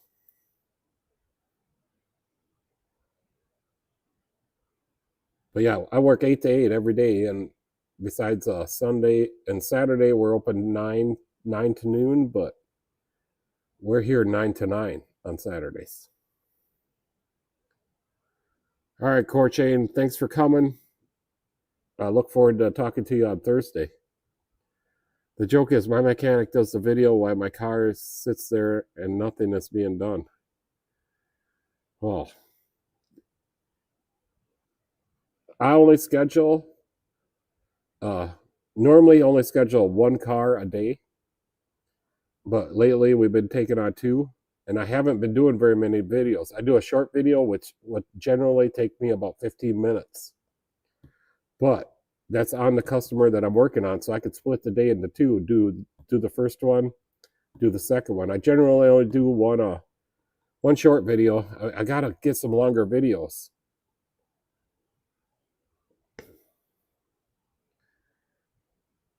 Yeah, we do have one vehicle we gotta get. I mean, he was here for his appointment. We found out what was wrong, and now we gotta work him in because he's not gonna drive it like that. And then this vehicle is a work-in also, this Chevy over here. So I got to finish that up tomorrow, but I'm going to push that. I'm going to drive that outside and do the regular scheduled appointment for tomorrow first. And it's already here. I took a picture of it. It's out here at the yard light, all the parking lines. So they already dropped it off. So it's here. So I'm going to run the Chevy out and then bring in the Buick. God, I wish I could just sit and let shit rot. I have to make money to keep stuff moving, yo. Yeah. So we do roll cars in and out, and then generally I can get my 2 appointments done in that day and still have time for walk-ins. Which I did have a customer complain about that. He's like, he was sitting here picking up his car. He's like, I had to make an appointment for my car. I'm like, yeah, I can only make what I can do in a day. And now I'm doing a walk-in. So he was a little upset about that, but he got over it real quick. I will go watch your videos tomorrow and leave some comments. Okay, cool, Core Shane. My work ethic is different than yours. I don't get it because I work a lot of hours. Why don't you explain to me what's going on? Oh, it's laziness. Don't be lazy. No, sometimes I get lazy too, but I always force myself to get the work done. All right, thanks for coming, Core Shane. We'll see you Thursday. Get ahead on your schedule. Any chance I get to work ahead, I always try to work ahead. Yeah, Michelle just said that. So the only time something sits is when the customer needs to okay the job, or they need to come up with the money for the repair. Or if I find something wrong that they weren't expecting. But I don't think there's any vehicles out there that are just sitting right now, other than this other than the Chevy Aveo that they towed here without asking. But I'm not fixing that car. I did offer to buy it for $100, but it's still sitting here where I think they're waiting on insurance or something. So I'd like to know if I get it for $100 or if it's not, that it's been sitting there for what, a week now, a week and a half. Be nice to get that out of the lot.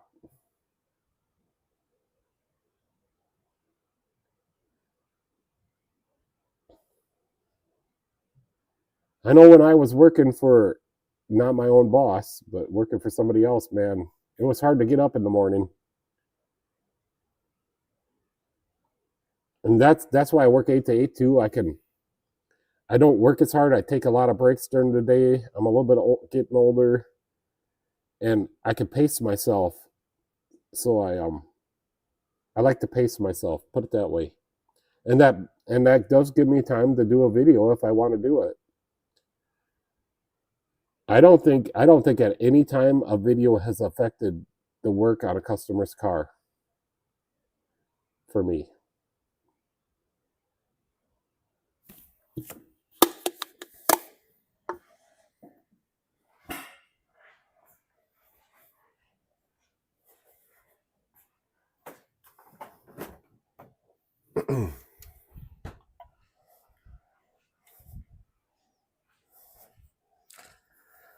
I do have a lot of customers that expect and ask me to do videos on their cars. Not too many, but I do have requests weekly that, are you going to do a video on my car? And then if I do one video on your car, they're like expecting a video every time I work on their car. It just doesn't happen that way.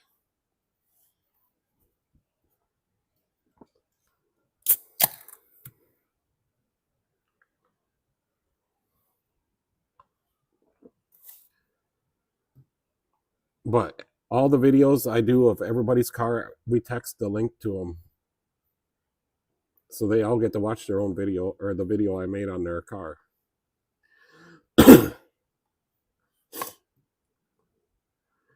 going to give you a chance to redeem yourself, Anthony. You got absolutely no idea of good quality and quick time we have vehicles in and out affordable. So I don't understand you're getting at. No, they just said they're lazy. They're just stopped by.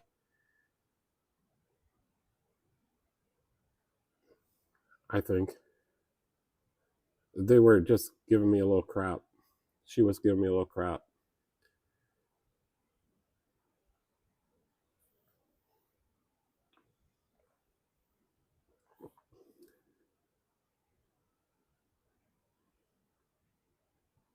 But I think we hit our 3 hours, so we did good. Came up with something. Everybody sticked around. Some new people came. But I think I'm gonna call it for tonight. I'll go visit Michelle. We spent all day in the car driving to Wisconsin. No, Katrina is kicking in, LOL. No, calm yourself down. No, it's okay.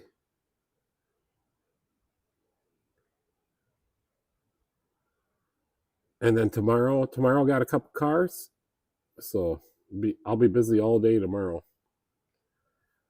I'll try to get a short video. I don't know I can't remember what I got to do on the Encore, but that Encore is coming to the end of its life. It's on life support. But yeah, I think I'm gonna I gotta write this down, but I'm gonna call it. And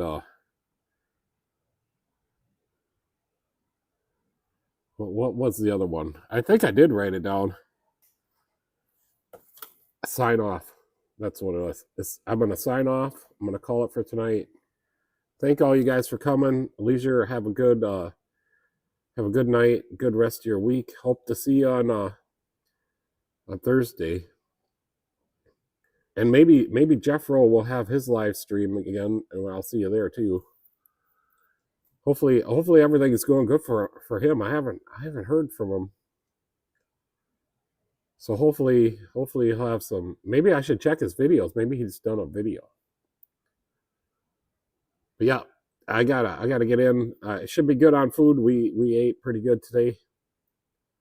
So got to meet all of Michelle. I know all of Michelle's family now. Oh, besides her mom. I never met her mom. Not sure that I want to, but all right, guys. Thanks for coming, and catch me next time.